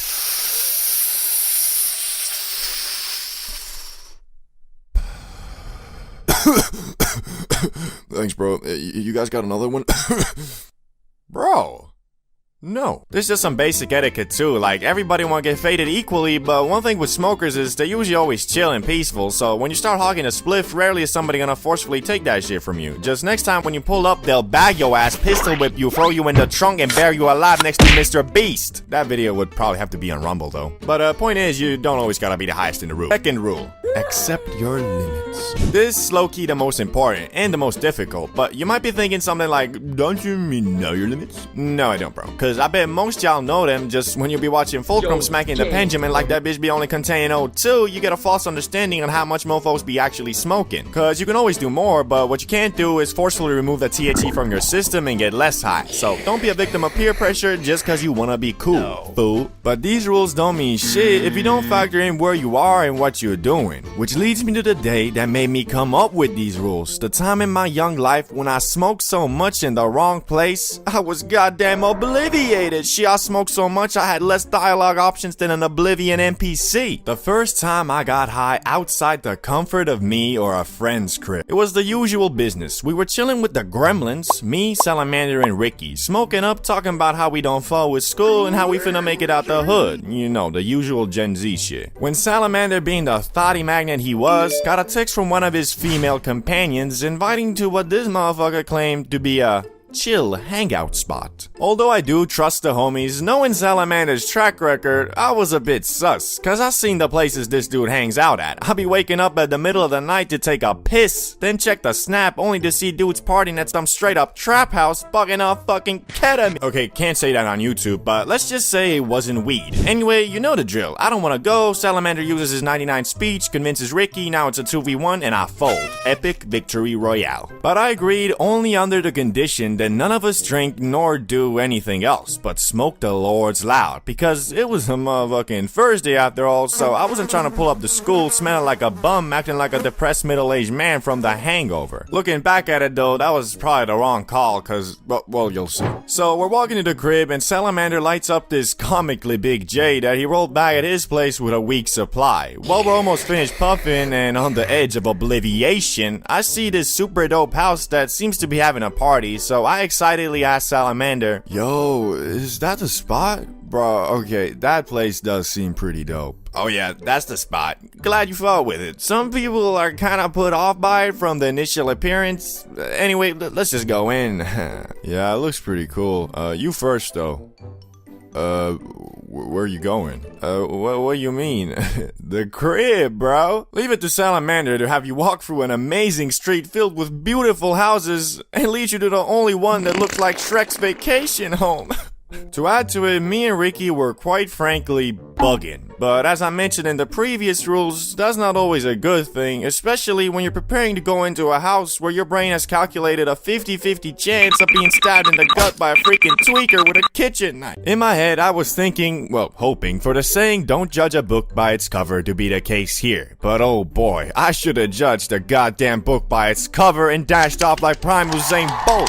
Cause what we were dealing with was in every sense of the word except not containing any of the actual substance, I think, a crack house. These people were blasting some of the most disgusting music I've ever heard. Shit sounding like the noise a speaker makes when you fiddle with the aux cord. And because I was high, that set the whole tone of my experience there. And shit, I did not know Salamander hanged out with vampires. Most of the dudes there were looking what you would imagine the local bum to be when he was young. I was in total shock. My teenage brain could not comprehend the degeneracy, the idiocy, the overall lack of humanity in that house. And it's not like I didn't try to have fun, but our highness did not mix with whatever the fuck these guys were on. At some point, I saw him pull out a vodka bottle, and they drank the whole thing in 5 minutes dry, straight from the bottle, like they were trying to speedrun liver failure. I attempted to conversate with some of them, but to no avail. I mean, what did I expect though? A drunk person usually isn't on the same wavelength as a high person, combined with the fact these dudes probably just got done sacrificing a goat to bring forth the Antichrist. I was starting to tweak the fuck out. Well, not tweak, I guess. Me and Ricky did have some fun by just bantering about how messed up of a place we had found ourselves in. All of this didn't seem to affect Salamander though, as we spotted him rizzing up a girl we assumed was the one that invited him, but we were wrong in that assessment because 5 minutes later the girl who actually invited him saw it, went up to him, yelled at him, and then slapped that man so hard it made him rethink his whole damn life. Cause as we were laughing at what had happened, he walked straight towards us and said, "Man,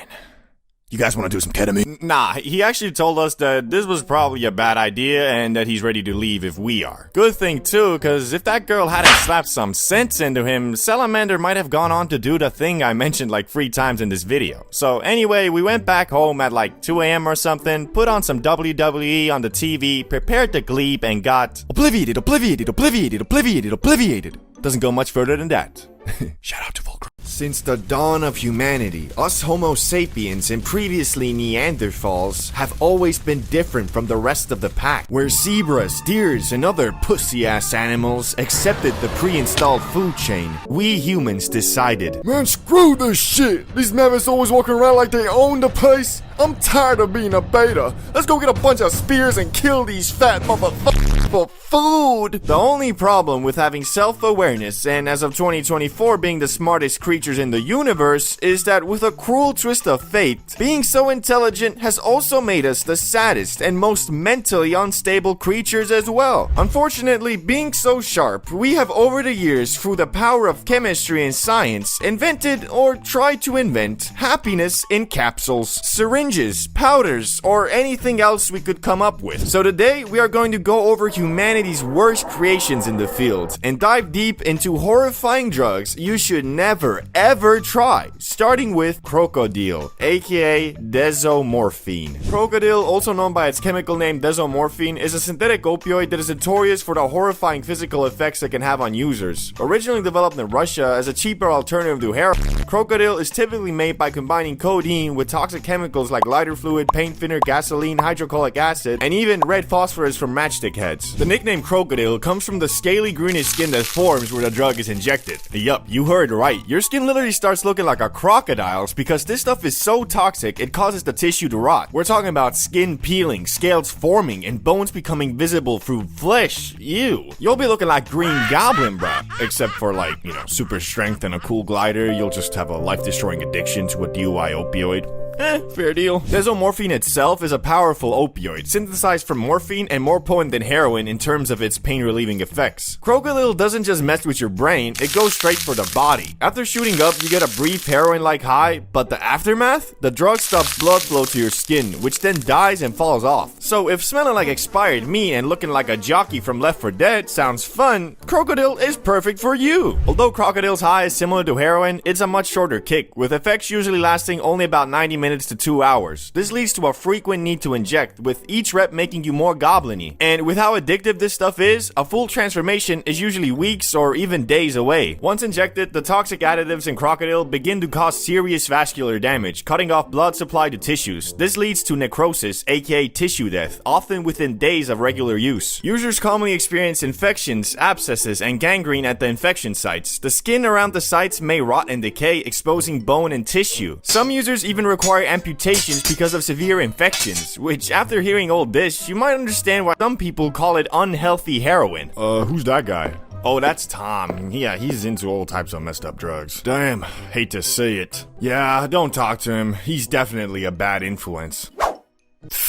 Let's move on and talk about a drug that is extremely dangerous, but in a much different way, and that is scopolamine, aka Devil's Breath. If a drug could win a supervillain award, scopolamine would sweep the category. Imagine something that could turn you into the world's politest zombie, calmly handing over your wallet and life savings to complete strangers, and then thanking them on your way out. That's Devil's Breath in a nutshell. Scopolamine is classified as an anticholinergic drug, meaning it blocks acetylcholine, a neurotransmitter involved in memory, learning, and muscle control. This disruption in neurotransmission can cause hallucinations, amnesia, confusion, and loss of free will. Even in small doses, scopolamine can impair cognitive function, making users susceptible to suggestion, which is why it's sometimes exploited by criminals. High doses can lead to extreme sedation, paralysis, and unconsciousness. Basically, although not as physically harmful as Crocodile, Devil's Breath literally makes you into a remote control zombie. In some parts of South America, particularly in Colombia, scopolamine is infamous for its use in crimes. Criminals blow powdered Devil's Breath into the faces of unsuspecting individuals or add it to their drinks, rendering them compliant and susceptible to suggestion. Victims often experience antegrade amnesia, meaning they cannot form new memories. They may follow commands, give away personal belongings, reveal their bank information, or even assist in robbery while in this zombie-like state with no memory or little memory of the events afterward. Hello? Where am I? What? You're Jack Dorothy's stream fan. Here, sit down and watch this for 6 hours. Wouldn't it be more productive for you to have me rob a bank or give you my bank details or anything else? Nope. Well, fuck. It's not all super bad though. I mean, in modern medicine, scopolamine is still used in very controlled doses to treat motion sickness, nausea, irritable bowel syndrome, and to alleviate symptoms of Parkinson's disease. At therapeutic doses, scopolamine is relatively safe under medical supervision, but its effects increase dramatically with higher doses, leading to severe mental and physical side effects. All in all, if you have plans of becoming a supervillain anytime soon, this might just be the thing to get you going. Now though, moving on to the next substance, and that is Flocka, aka synthetic bath salts, aka alpha PvP. Flocka is basically the result of someone saying, you know what, bath salts aren't intense enough, bruh. It's a synthetic stimulant, and while the high might start as a short burst of energy, it quickly turns into an episode of The Walking Dead. Only this time, the zombie is arguing with a mailbox cause it looked at him funny. So how does it work? Well, imagine you're suddenly the star of an action movie where you're invincible and can outsmart everyone. Except in reality, you're flailing around the street wearing one shoe and debating philosophy with a stop sign. Flocka disrupts the brain's dopamine system, so while you feel invincible, you're actually just terrifying every passerby. Where are the Fruit Loops, you slime? You told me you'd give me my Fruit Loops today. Excuse me, sir? Are you okay? What? Of course I'm not okay, my fellow Space Ranger. This intergalactic death slime won't give me my goddamn Fruit Loops back. You got any dark matter on ya? I'm stumped without it, brah. Come to Florida. It'll be great this summer. Flocka users often experience what's called excited delirium. In normal people language, that's overheating while trying to lift a car. The combo of a sky-high body temperature, Hulk-level aggression, and an indestructible sense of purpose is basically a recipe for disaster. Flocka has also been known to cause kidney failure and severe paranoia. So not only do you think the trash can is plotting against you, but now you need a whole new kidney, man. The worst part is, people tend to get hooked on Flocka faster than you can say, maybe this was a bad idea? It messes with the brain's reward system, so once the high fades, users often want more. And that's how you end up asking a lamppost for directions to the nearest dimensional portal. Flocka is not here for a fun time, neither a long time. If you value your dignity and don't want to star in a viral video titled "Local Man Fights Tree, Loses," it's best to keep this one off your list. Now though, for the last substance that is very well known and extremely deadly, something I've already talked about on this channel, but this one is an ongoing epidemic and destroying lives as we speak, so I feel like I have to mention it here as well. Fentanyl, aka death. Okay, so no one calls fent death, but they should, because this drug is known for killing people like flies. It might not be as extravagant as the other substances in this video, but that does not mean it doesn't belong here. Fentanyl is an ongoing crisis in the US, meaning unlike crocodile or flocka, which are niche drugs, by the time you finish watching this video, there'll be at least one person who OD'd on fent. Fentanyl is slipped into everything from coke, molly, other opioids, and yes, even weed. As Dio Vaughn said to Vice President-elect JD Vance, I don't know if I'd be sober if this stuff weren't killing people, to be honest with you. which might have not been super appropriate to say, but you know, he's kind of right. There is no escape from fentanyl. You do it once and you're hooked for life, which means a couple days to a week or two max. Cause if you're lucky enough to escape fent your first time, it'll get you so addicted, you'll most likely start considering selling your body on the streets to get more of this stuff. And then, well, OD and die. Hopefully, by the new appointed leaders of the free world, this awful pandemic could finally start declining, but until that day arrives, doing anything besides store-bought stuff is truly a deadly gamble. So in conclusion, maybe just stick to grass? High in the sky going 600 miles per hour. What can go wrong? Hello, valued customers. Captain speaking. We'd like to apologize for the delay. We got word that one of our passengers is smuggling Schedule 1 narcotics on the plane, and we have informed the local authorities who should be escorting the man out right about now. Alright then, scumbag. Empty your bag right now. I can smell the narcotics on you. Officer, why? I don't have any narcotics on me. I just did a legal hemp gun. Oh shit, he's got a gun! That was a close one. But don't worry, folks. The situation has been handled. We'll get a crew to body bag this son of a bitch. Oh, sure, you also dropped your bag of flour. Anyway, carry on. Highway to the danger zone.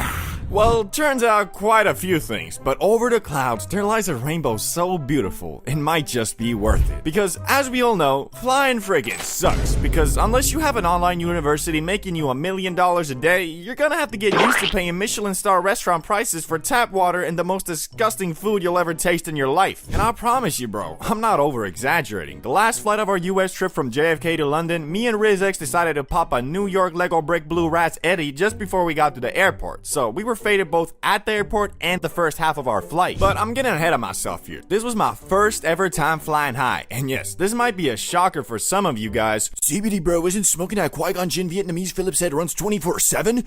Unsubscribed! And although that might be true, just know, this shit ain't nothing to me, man. I smoke real Amani Cuban rapscallion ghost nuggets. I'm him. I've been him. I will continue to be him. Just got my DNA test back. Turns out I'm 100% Himalayan. So basically, I never saw a need nor really had the opportunity to be faded on an airplane. Mostly because 90% of my flights have been 2 hours or shorter, and 2 hours of sitting on the Boeing GTS bucket seat ain't that bad. Well, if you're flying Frontier, it'll probably be like 5 hours because the fucking delayed day.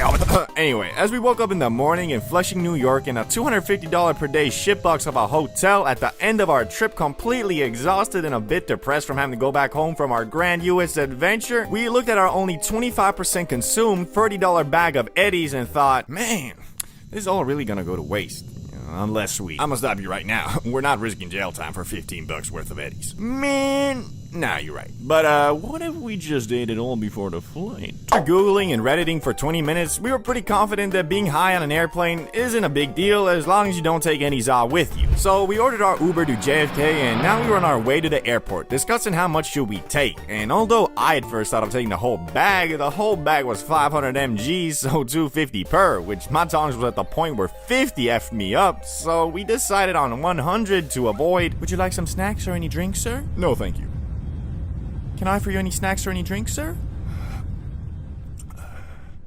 I'll have M&M's. We arrived at the airport and ate our Eddies just before going in. It took us about 10 minutes to get to the security line, which had us a bit paranoid because the line was pretty long, and for our calculations, the Eddies should be kicking in about 20 to 30 minutes. Thankfully, we were able to unload our bags before they hit, and Rizex was the first one through with no problems. He got his bag and was waiting for me on the other side when...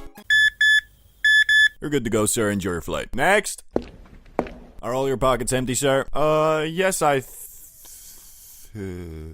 walk on through then, sir. Yeah. The Eddies had shown themselves just before I went through the body scan, but thankfully I got through that just fine. The problem was, unlike Riz X whose bags were cleared instantly, mine were not. They were sent to the manual inspection, which I knew for a fact I had nothing to hide, but because I was slowly but surely descending into madness, all I could think about while I was sitting there with the other people whose bag needed to be checked was, how long is this gonna take? Shit, I hope I don't have anything. No, I know I don't. Do I? Yes! What? I was bugging out. Not because I was smuggling anything, but because I was slowly but surely getting higher and higher, and was starting to question if I had accidentally left some weed in my bag, maybe, I don't know. Thankfully, after about 20 minutes, I got my bags, and we were able to leave security. Finally. And I thought that the hard part was over, but it was just beginning. Let me introduce you to the worst food place I have ever experienced in my 21 years of life on planet Earth. Let's call this establishment Trust Burger. Even though my expectations for airport food are extremely low, and I mean massively so, the experience there literally opened my eyes to how shit a food place can actually be. I arrived there 1 hour before boarding, and from the first glance, I knew what I was dealing with was truly a Michelin star worthy establishment. There were 4 workers there, each with a designated task, and each one of them was really pouring their heart into it. The first worker was at the counter, and she was really well trained because she was working there in a completely new way. Instead of taking orders and answering customer questions, she positioned herself near the back of the counter close to the kitchen, obviously to provide the best service possible somehow. Oh, but the kitchen workers were even more professional. They were so good at their jobs that although there was 4 of them, only 1 of them was working. And I'm assuming the others were there for quality control. Now, normal folks like myself and you would think that having a line of people waiting for their food with angry faces would make these guys rush. But no, what we were dealing with were truly smooth operators. Even in the face of controversy, with all eyes on these 5 workers, however much the customers tried to get it out of them, they refused to muster up even one singular fuck. And obviously being that the person who was supposed to be taking orders was doing something else, mostly chit-chatting with the other workers, everybody including me had to order from the self-service machine. And so I did. After ordering, I went to buy some Ruffles and M&Ms, and because I was bugging off the Cuban rapscallion ghost nuggets and had lost my sense of time, I went up to the counter to ask if my order was ready. Yeah, hello? Yeah, hello. Sorry, I'm just checking if my order is ready. I went away for a minute, so, just checking. I don't know. Okay. Well, do you know where I can find this out? It's only been 5 minutes, man. Okay. I'm so sorry. I'm sorry. I walked away from there high as balls and shamed. Shamed for asking if my order was ready. Now, at this point, I was basically starving to death. But how these guys had treated me, I was really scared of them spitting or even worse, jizzing on my burger. But after 20 minutes, I did get my order. And if you thought the service was bad, the burger itself was even worse. The thing was cold and dry as fush. It was so bad I literally had to consume the thing like a competitive eater. Every bite had to be hydrated with a sip of water, so the jizz burger would even slide right down my throat. After eating it, I was also really paranoid of getting food poisoning. Not because the burger tasted bad, well it did, it tasted like dog shit, but it didn't taste like anything had gone bad in there. Just because I was obliterated and my brain was prepping for the worst case scenario. But now it was time to find jizz in your Riz-X and go to our gate. And that took about 10 minutes, and after that we started walking there together when we heard the speakers call out, Mr. Bro and Mr. Riz, this is your last call for flight 69420. I repeat, Mr. Bro and Mr. Riz, this is your last call for flight 69420. Please come to gate 69 immediately. Thank you. Run.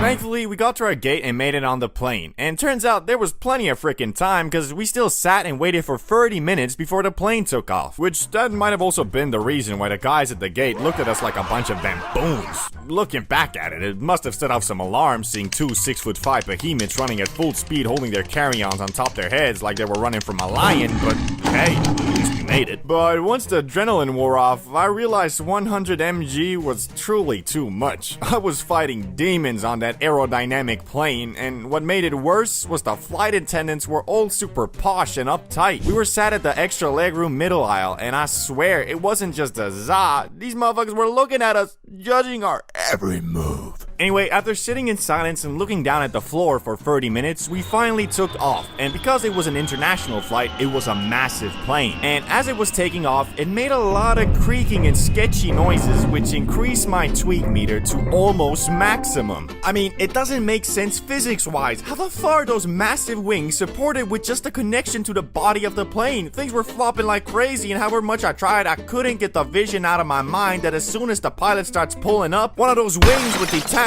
and we would fly into the highway in front of the airport in a ball of fire causing the next 9/11. But we survived. What a surprise. I guess it was just a week. I did end up sleeping for 4 hours of our 10-hour flight, which was great. I'll leave it up to you though if you think it was worth it, as all the stress and anxiety did pay off very nicely as I watched Vikings and ate M&Ms for the rest of the flight with a smile on my face. We proceeded to touch down in London at 6 a.m. and slept for 4 hours at a McDonald's before catching our last flight home. Drugs. Something America has been fighting against for over a century, yet this endeavor hasn't been very fruitful. Basically, imagine the ocean as all the drugs in the US, and they have thousands of people with buckets slowly emptying it out. But the problem is, on the other side of the ocean, there's dudes like Pablo Emilio Escobar Gaviria who have direct pipelines feeding in endless amounts of pure Colombian cocaína. But you know, Pablo was the GOAT narco. Surely after defeating the Medellin cartel, things would get... oh, well, fuck. Basically, because the US is by far the biggest market in the world, there will always be tons of entrepreneurs, mostly South American, who want to invest. And because starting a tech company with only 100 pesos and a 2-cylinder motorbike is pretty hard, why not settle for the next best thing? Drugs. From the opium crisis of the late 19th century to the current fentanyl one, we are going to look at every drug epidemic in US history and hopefully by the end of it, learn why the fuck does this keep happening. So let's start it off with the first one. The opium epidemic of the late 19th century. Welcome to the late 1800s, where opium is basically America's favorite snack. Got a headache? Opium. Can't sleep? Opium. You're feeling a little bit down? Yup, opium. Doctors were out here handing them out like strip club invites on the Las Vegas Strip, especially in the form of laudanum, a fancy mix of opium and alcohol. Started from the bottom, now we here. Started from the bottom, now my whole team fucking here. Hey, yo, doc, you think I could get a quick refill on that prescription laudanum? You know, that good shit. Sorry, John, we're all out. But here, take this Jack Daniels and powdered opium. Just smack a hit from the pipe and wash it down with the Jack, if you know what I mean. That should get you back on track. Rehab. Oh geez, thanks doc. Now excuse me as I go get fucked up on my medicine and partake in my favorite 19th century pastime, beating my wife. Godspeed, John. But then the Chinese immigrants arrived, working hard and bringing along the practice of smoking opium in dens. These dens were kind of like the Starbucks of the day, except instead of coffee, they served up a bowl of relaxing opium. Naturally, this made some folks nervous, cause nothing says panic like a little cultural exchange mixed with drugs. Then came the moral outrage, which wasn't just about the opium, but also had a hefty dose of racism. Suddenly people decided opium was bad news, especially when it involved Chinese immigrants. So San Francisco passed a law in 1875 targeting these opium dens, effectively saying no more public opium fun for anybody. By 1914, the US government got serious with the Harrison Narcotics Tax Act, making it way harder to get opium without a lot of paperwork. And just like that, the first US drug epidemic started to fade, leaving behind a legacy of questionable drug policies and a whole lot of finger pointing. So what did we learn, or rather should have learned? Well, maybe that it's a bad idea to get the entire country hooked on a substance before figuring out how addictive it is, and that blaming everything on immigrants never really solves the problem, but alas, this lesson was forgotten pretty fast. Now let's jump to the second multi-drug epidemic, which was the heroin, speed, and barbiturates crisis of the mid-20th century. Did you know heroin wasn't always the notorious bad guy we know today? In fact, it started as a miracle drug that was supposed to cure people of their morphine addictions, which I think you're probably starting to see a bit of a pattern here with the US being overly confident in their medical knowledge and getting people hooked on hardcore drugs. Tom, what are you doing with that morphine? Oh, well, I've had this headache since the morning. Well, good luck with that. Morphine is like super addictive, bro. What's that? Oh, this is just heroin. It's like way better than morphine, like way better. Heroin is in fact better than morphine, specifically 2 to 3 times strong. Better. Anyway, doctors back then really did think they'd hit the jackpot. Got a cough? Here's heroin the hero. Feeling a little down? Heroin's got your back. But instead of curing addictions, it just traded one addiction for another, stronger one. And people got hooked faster than you can say Chain's FR clone. Fast forward to the 1960s and 70s, and heroin was like that super obnoxious drunk guy who refused to leave the function. It spread like wildfire, especially in cities. You had everyone from jazz musicians to war veterans getting tangled up in heroin's sticky web. It was cheap, it was potent, and it was everywhere. And then came the crime. As you might guess, a bunch of people addicted to opioids isn't exactly a recipe for peace and harmony. Crime rates soared and cities became battlegrounds, with heroin at the center of it all. The government's solution? A big shiny war on drugs, which mostly involved cracking down on users and dealers with the subtlety of a sledgehammer. Instead of helping addicts, they threw them in jail, which was about as effective as smoking indica to boost productivity. Around the same time, there were actually 2 other drugs that were causing havoc as well: barbiturates and amphetamine, aka speed. On one hand, you had amphetamines, or you might know it by its street name, speed. No, not that speed. That speed, yeah. But why was it called speed? Well, cause one dose of these Chaos Emeralds could get you tweaking around like Sonic. These little fuckers were like rocket fuel. Feeling tired? Pop an amphetamine. Need to lose weight? Amphetamines to the rescue. Trying to stay awake for 3 days straight to grind the new Call of Duty Black Ops 6 and become an omni-movement god before anyone else? Yup, you guessed it, amphetamines. But after all that speeding around, people needed to come down, and that's where barbiturates came in. These were the downers that help you sleep, relax, or just stop vibrating like a jackhammer. Doctors handed it out like candy, thinking they were the perfect solution for everything from anxiety to insomnia. The result? A whole lot of people bouncing between being wide awake and dead asleep, often with a little too much of both. People started getting seriously hooked on this cocktail of uppers and downers, and it turns out when you mix the two, it's a recipe for disaster, like trying to drive with one foot on the gas and the other on the brake. Overdoses skyrocketed, and suddenly, the party didn't seem so fun anymore. It was shortly after Marilyn Monroe and Judy Garland died from a barbiturate overdose, the government finally decided to step in, cracking down on these pills and making them harder to get. And just like that, America had to find other ways to stay awake or chill out. But now we are arriving to the more well-known controversial epidemics, first of which is the famous crack cocaine epidemic 1980s to 1990s. Crack was like cocaine's cheaper, faster little brother. It was easy to make, easy to get, and way too easy to get hooked on. Think of it as the fast food of drugs. Cheap, quick, and leaving you with serious regrets. Crack hit poor urban neighborhoods the hardest, spreading like crazy. Suddenly, everyone and their mama could afford to get high, and before you knew it, communities were being torn apart by addiction and crime. The government's solution? War on drugs, Infinity War.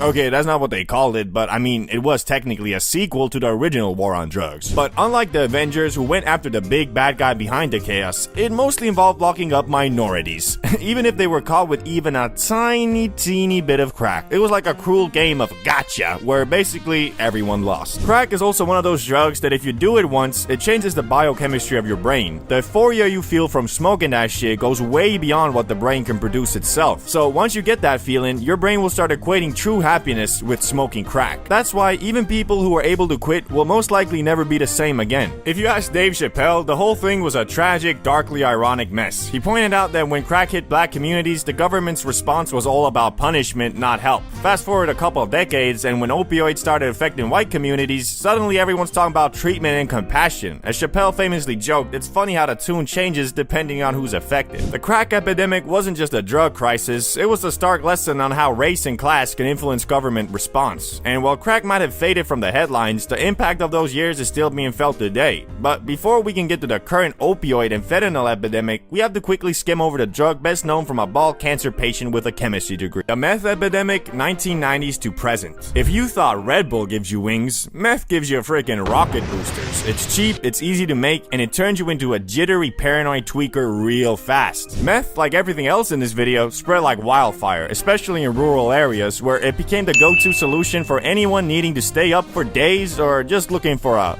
fun time. Before long, meth mouth and tweakers became common sights, and communities were left dealing with the fallout. The government's response cracked down on the ingredients. Suddenly, buying cold medicine felt like trying to smuggle pure Colombian. But despite the regulations, meth didn't go away, it just got sneakier.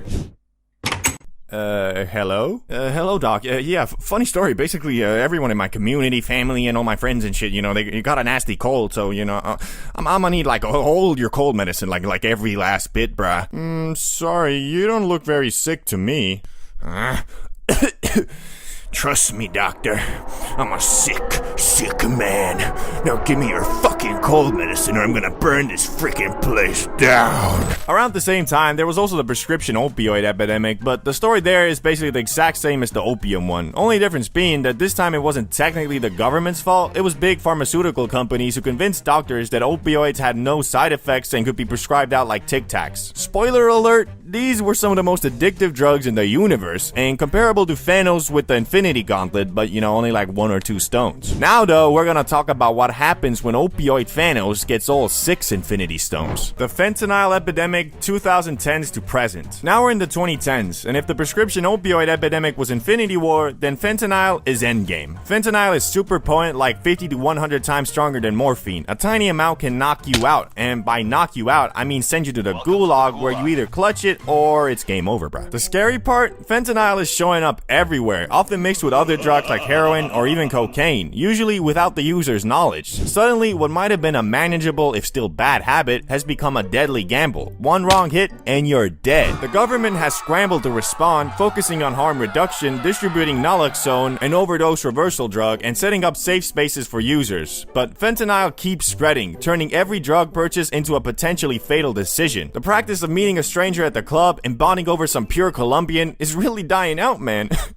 All jokes aside, if the devil is real, then fentanyl is 100% his doing. Out of all the legit hardcore drugs talked about in this video, this makes them seem like some indigo weed. Whoever sells fentanyl knowingly should be judged not as a drug dealer, but as a murderer with intent to kill. I'm grasping at straws here, but the only good thing that might come out of this is awareness about the dangers of drugs. And although teenagers are stupid, I'd hope that this crisis might push away would-be first-time drug users, as the chance of literally dying from doing anything is so likely these days, you might as well be playing Russian roulette. And now you have the full overview of American drug epidemics. What did we learn? Well, we might have learned a lot, and I don't know about the government though. Hopefully, I guess. Every type of cannabis explained, from weakest to strongest. We'll be looking at everything from the near oregano, low-grade flower that you probably smoked in high school to the most insane, near 100% THC concentrates that are sold at the top shelves of Cali dispensaries. Additionally, with the help of science and medical studies, we'll be categorizing each type of cannabis in the spectrum of entertainment, medical, creativity, and just plain old unhealthy. The objective of this video is to educate the public about the positives and negatives of weed in an entertaining way, but to do that, it is essential we discover how extremely varying different types of marijuana can be and why generalizing it as weed is good or weed is bad is just plain impossible. So without further ado, let's get into the weakest type of za there is, and that is low percentage THC flower and or CBD dominant strains. Okay, so I went into this video presuming you already know what THC and CBD is, but in case you don't, let's quickly summarize. THC is the chemical compound found in cannabis that makes you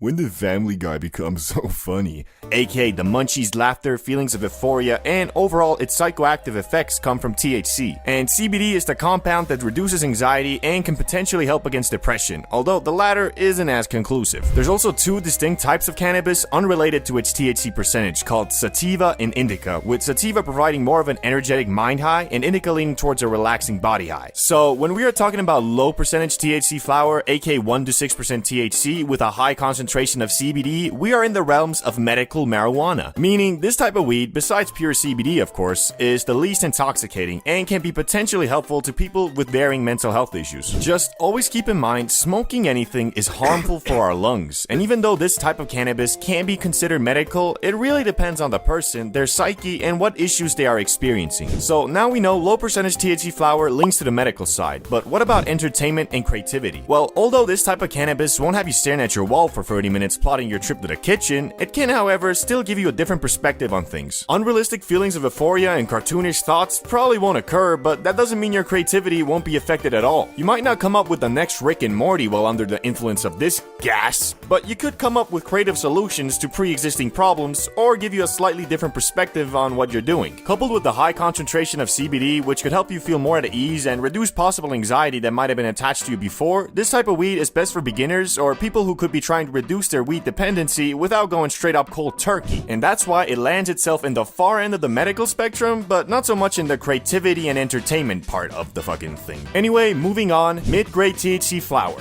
the mid-shelf gas. I won't go over this too long as it's quite similar to the previous one, but with slight differences. Mid-grade flower usually ranges between 10 to 20% THC with varying levels of CBD, which general rule of thumb is for medical use, go with the highest CBD percentage, and if you just want to get faded with your friends and play split screen Minecraft, get the one with the highest THC. Just make sure it still has some CBD in it so you don't, well, green the fuck out. Why I say that is because contrary to popular belief, CBD and THC do not bind to the same receptors in our brains, but through various studies and my own personal experience, CBD in most cases can reduce the adverse effects caused by THC, aka freaking out, feelings of discomfort, spikes in anxiety, etc. That's why even if you're an experienced stoner, it's good to have some CBD oil or flower that can help you if you're getting those unwanted side effects from some high percentage THC cannabis. So this type of weed lends itself higher in creativity and entertainment, but a bit lower in terms of its medical benefits. Moving on, high percentage THC flower, aka premium bud. This is the point where we start leaning much further away from the medical side into the entertainment and creativity side. High-end flower usually ranges between 20 to 35% THC, and unfortunately most of this top shelf flower is engineered to have very little or sometimes nearly zero CBD, which is why I said that this is the point where we really start deviating away from the term medical cannabis. But you might be asking, why can't I just get my flower with both high CBD and THC, you stupid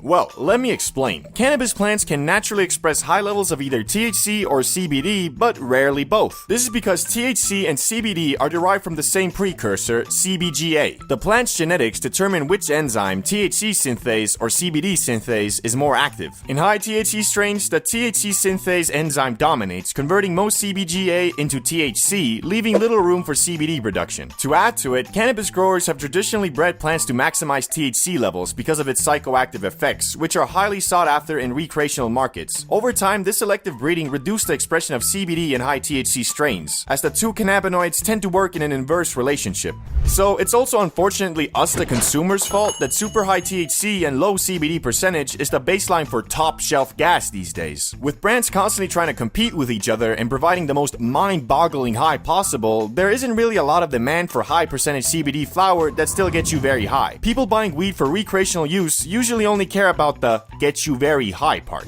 But I'm not saying that there is absolutely no place for this type of weed in the medical world, but it is extremely situational. The same way as inviting a friend out to have a couple drinks and watch the game on a Saturday night to alleviate the stress and anxiety from a hard week of work, this high THC flower can be a fun night to blow off steam and take your mind off real world problems for a while because, well, this shit could have you so obliterated you'll be using 100% of your brain power on figuring out how to tie your shoe, bruh. AKA, this is imagination land. I'm kinda going off personal experience on this, but the artists and musicians I know seem to enjoy this type of cannabis the most, as it can completely block off the real world and enter you into this trance state where you are 100% focused on whatever you are doing. But CBD, bro, doesn't that mean it helps with ADHD and anxiety? In the moment it can, unless because, well, you couldn't handle it and are instead rolled up in a ball on your couch focusing on defeating your demons. Anyway, multiple medical studies have shown that high concentration THC flower does not help against anxiety, depression, and ADHD at all. What it does instead is give you an escape from your ADHD, depression, or anxiety for a brief moment whilst under the influence, and even that doesn't come without a cost.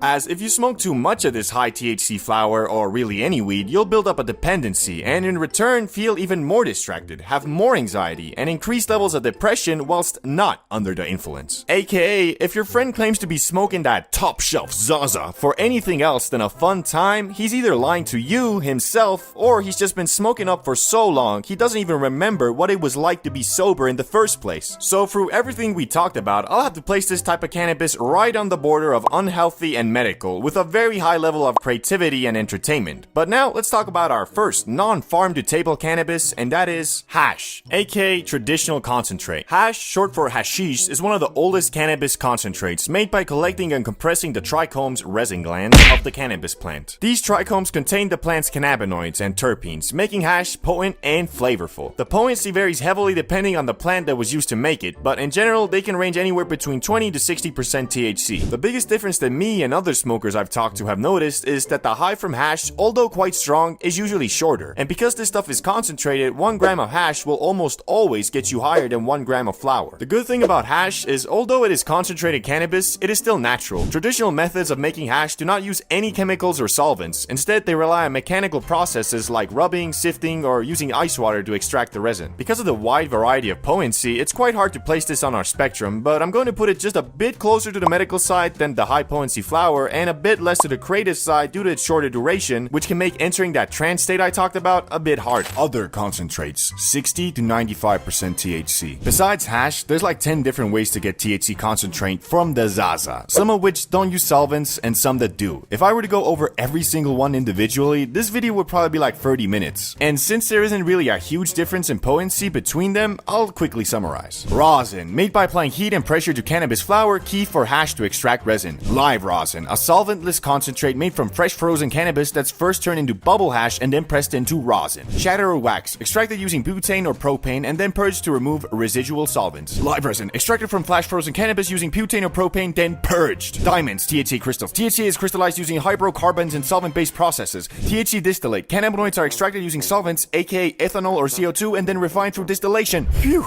And those are the most popular concentrates, which the most flavorful are usually live resin or rosin, as these retain the most terpenes. And the strongest concentrates are usually diamonds or THC distillate. But the reality is, unless you're like a super stoner, you probably won't be able to tell much of a difference between all of them, as every single concentrate is bound to get you absolutely bamboozled, unless you know, of course, you have an insane tolerance. The main takeaway from concentrated THC is that it builds up your Zaza tolerance very fast compared to regular bud because of its high potency and usually shorter duration, making you smoke up more often. Which is why I will be placing them closer to the unhealthy side, but also the entertainment side due to the mind-boggling high it gives. But now onto the strongest type of smokable weed there is, in my opinion, and that is infused flower, aka moonrock or sunrock, 50 to 80% THC. You might be asking yourself why infused flower is ranked higher than concentrates when the THC percentage is actually lower. Well, take it from me, as someone who has done both dabs, aka concentrate, and infused flower, the small difference in THC percentage really doesn't matter in this case. The reason for that is, unlike dabs or the Benjamin, which on average has a shorter duration than bud, infused flower gives you the insane kick of concentrate whilst also providing the longer effect of normal bud, which in my eyes makes this the most potent smokable weed on planet Earth, but feel free to have a war in the comments about it. I'll be reading every single one like oath. Placement on the spectrum will almost be the same as concentrate, but because you won't be smoking up as frequently and in return damaging your lungs a bit less, I'll put it just a bit closer to the medical side, but still definitely unhealthy. Now for the last type of Zaza that is in a league of its own, and that is of course Edibles, infinite THC percentage. Why I rank Geddies as the strongest type of weed is quite simple. In the act of cooking cannabis, it turns into something different, something otherworldly. something psychedelic. If you watch some of my other videos, you'd know that I view super potent edibles as something entirely different than normal weed. I'd even go as far and compare them to mushrooms. And science has my back on this because when you digest THC in your liver, it turns into something far more potent, and return when you go to the cinema and watch Oppenheimer, you'll probably be overwhelmed and geek the fuck out. Well, and because you're not damaging your lungs in controlled doses, I'd say this is by far the healthiest way to consume cannabis, so far in medical, far in entertainment, but not so much creative because you'll most likely be immobilized. 10,000 BC, a group of cavemen in the Oki Islands of Japan needed some warmth and wanted to start a fire when they discovered a funny looking green plant, and either out of curiosity or desperation took it and inadvertently created history's first ever hotbox. Yet this early grass was not that loud that people be smoking today, because as we know, over the years the za has been scientifically and artificially cultivated to be much more concentrated in the high it gives. So although it is funny to think about a group of cavemen purposely starting a fire in a small shelter for the sole purpose of getting faded in a hoe, it is unlikely that it actually ever happened. Yet aside from this iffy recreational stint in Japan, hemp was first commonly used in the lands that are modern day Mongolia and China for more practical uses like eating it. Which, after saying that, you might be imagining something like this. Yo, what's up? How you doing? Had any fun with those new seeds I gave you? Yo, nah, I actually came here to give them back. Last night I was looking at the moon and I swear that motherfucker was looking right back at me. But alas, this probably wasn't the reality because the THC levels in this early cultivated zaza were just really low, but soon the Chinese would discover that the holy plant's fibers were also great for making stuff too, like clothes, paper, and bowstrings. Which turns out hemp fibers were superior to the bamboo ones used by rivaling factions, allowing the Chinese to shoot their arrows much further. So basically, back in the day, if you were having a long distance bow battle and were losing, you might have screamed out, "We need to get closer!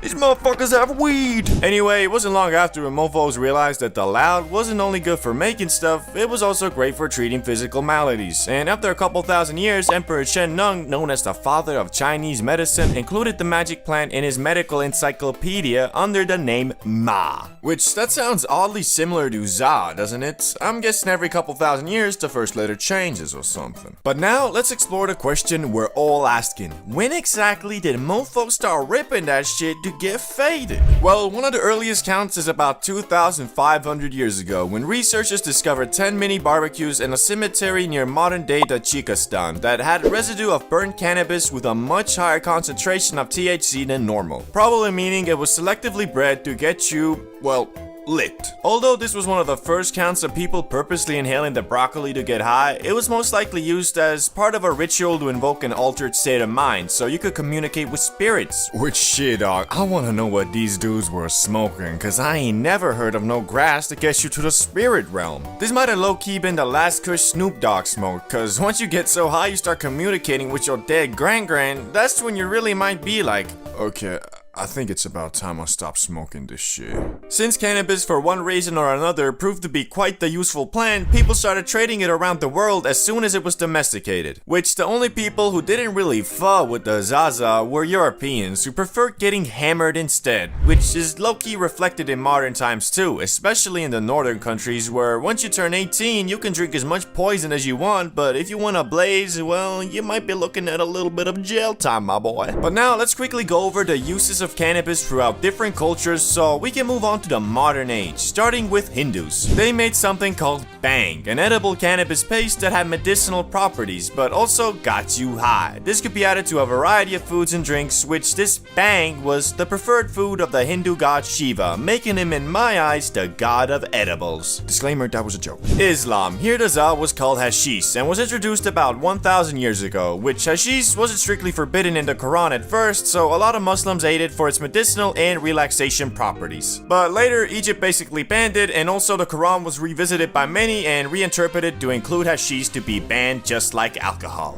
The Vikings. These dudes basically used the za to make rope, sailcloth, and other things, but also for its medicinal properties, mostly to relieve pain, and to date, there's no hard evidence that they consumed it for its recreational use, but you know. Maybe they should have, because they were quite the horrendous savages and murderers, so it might have made them think a little bit about peace and love. But what about America, England, and the actual global world powers? How did they react to weed? Well, again, like the Chinese, Europeans and Americans at first prominently used the magic green plant in the 16th to 18th century for more practical things like making sailcloth and rope, which the plant itself grew much larger in the New World soil, and combined with the practicality of it, everything started being hemp-derived. Clothes, paper, well, basically anything that required fibers. But the question still remains, when did mofos start smoking that shit to get blasted on the regular? Cause although at some point you, your neighbor, your grandma, your boss, and even George Washington were out here growing weed, wasn't nobody out here rolling them up.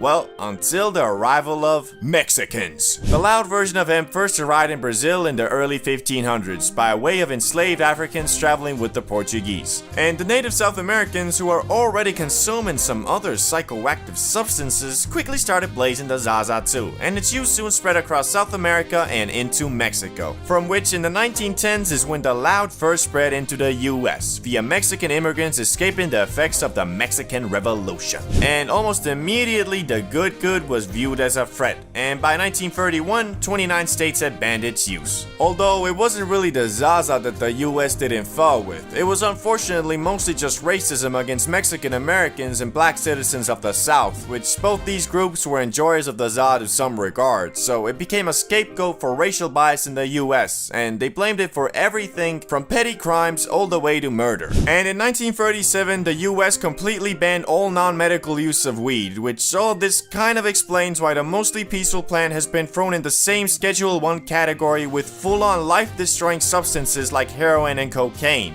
But thankfully, a couple decades later came the hippie movement of the 1960s to 1970s. This is what likely sparked the comeback for weed, cause unlike before, when the Zaza was mostly smoked by Mexican immigrants and black citizens who the US was massively racist against, the hippie movement had middle-class white American youth start blazing too. Which it was all about love, peace, spirituality, non-violence, and of course, every hippie's favorite, recreational drug use. Although most hippies were all about peace and love, that was quite easy to say when most of them were literally privileged enough to drop out of college, run off with Cassandra in a rainbow van, go on copious amounts of mindset-altering trips, mostly powered by LSD, and then return 10 years later to their parents and have them say, It's okay, son.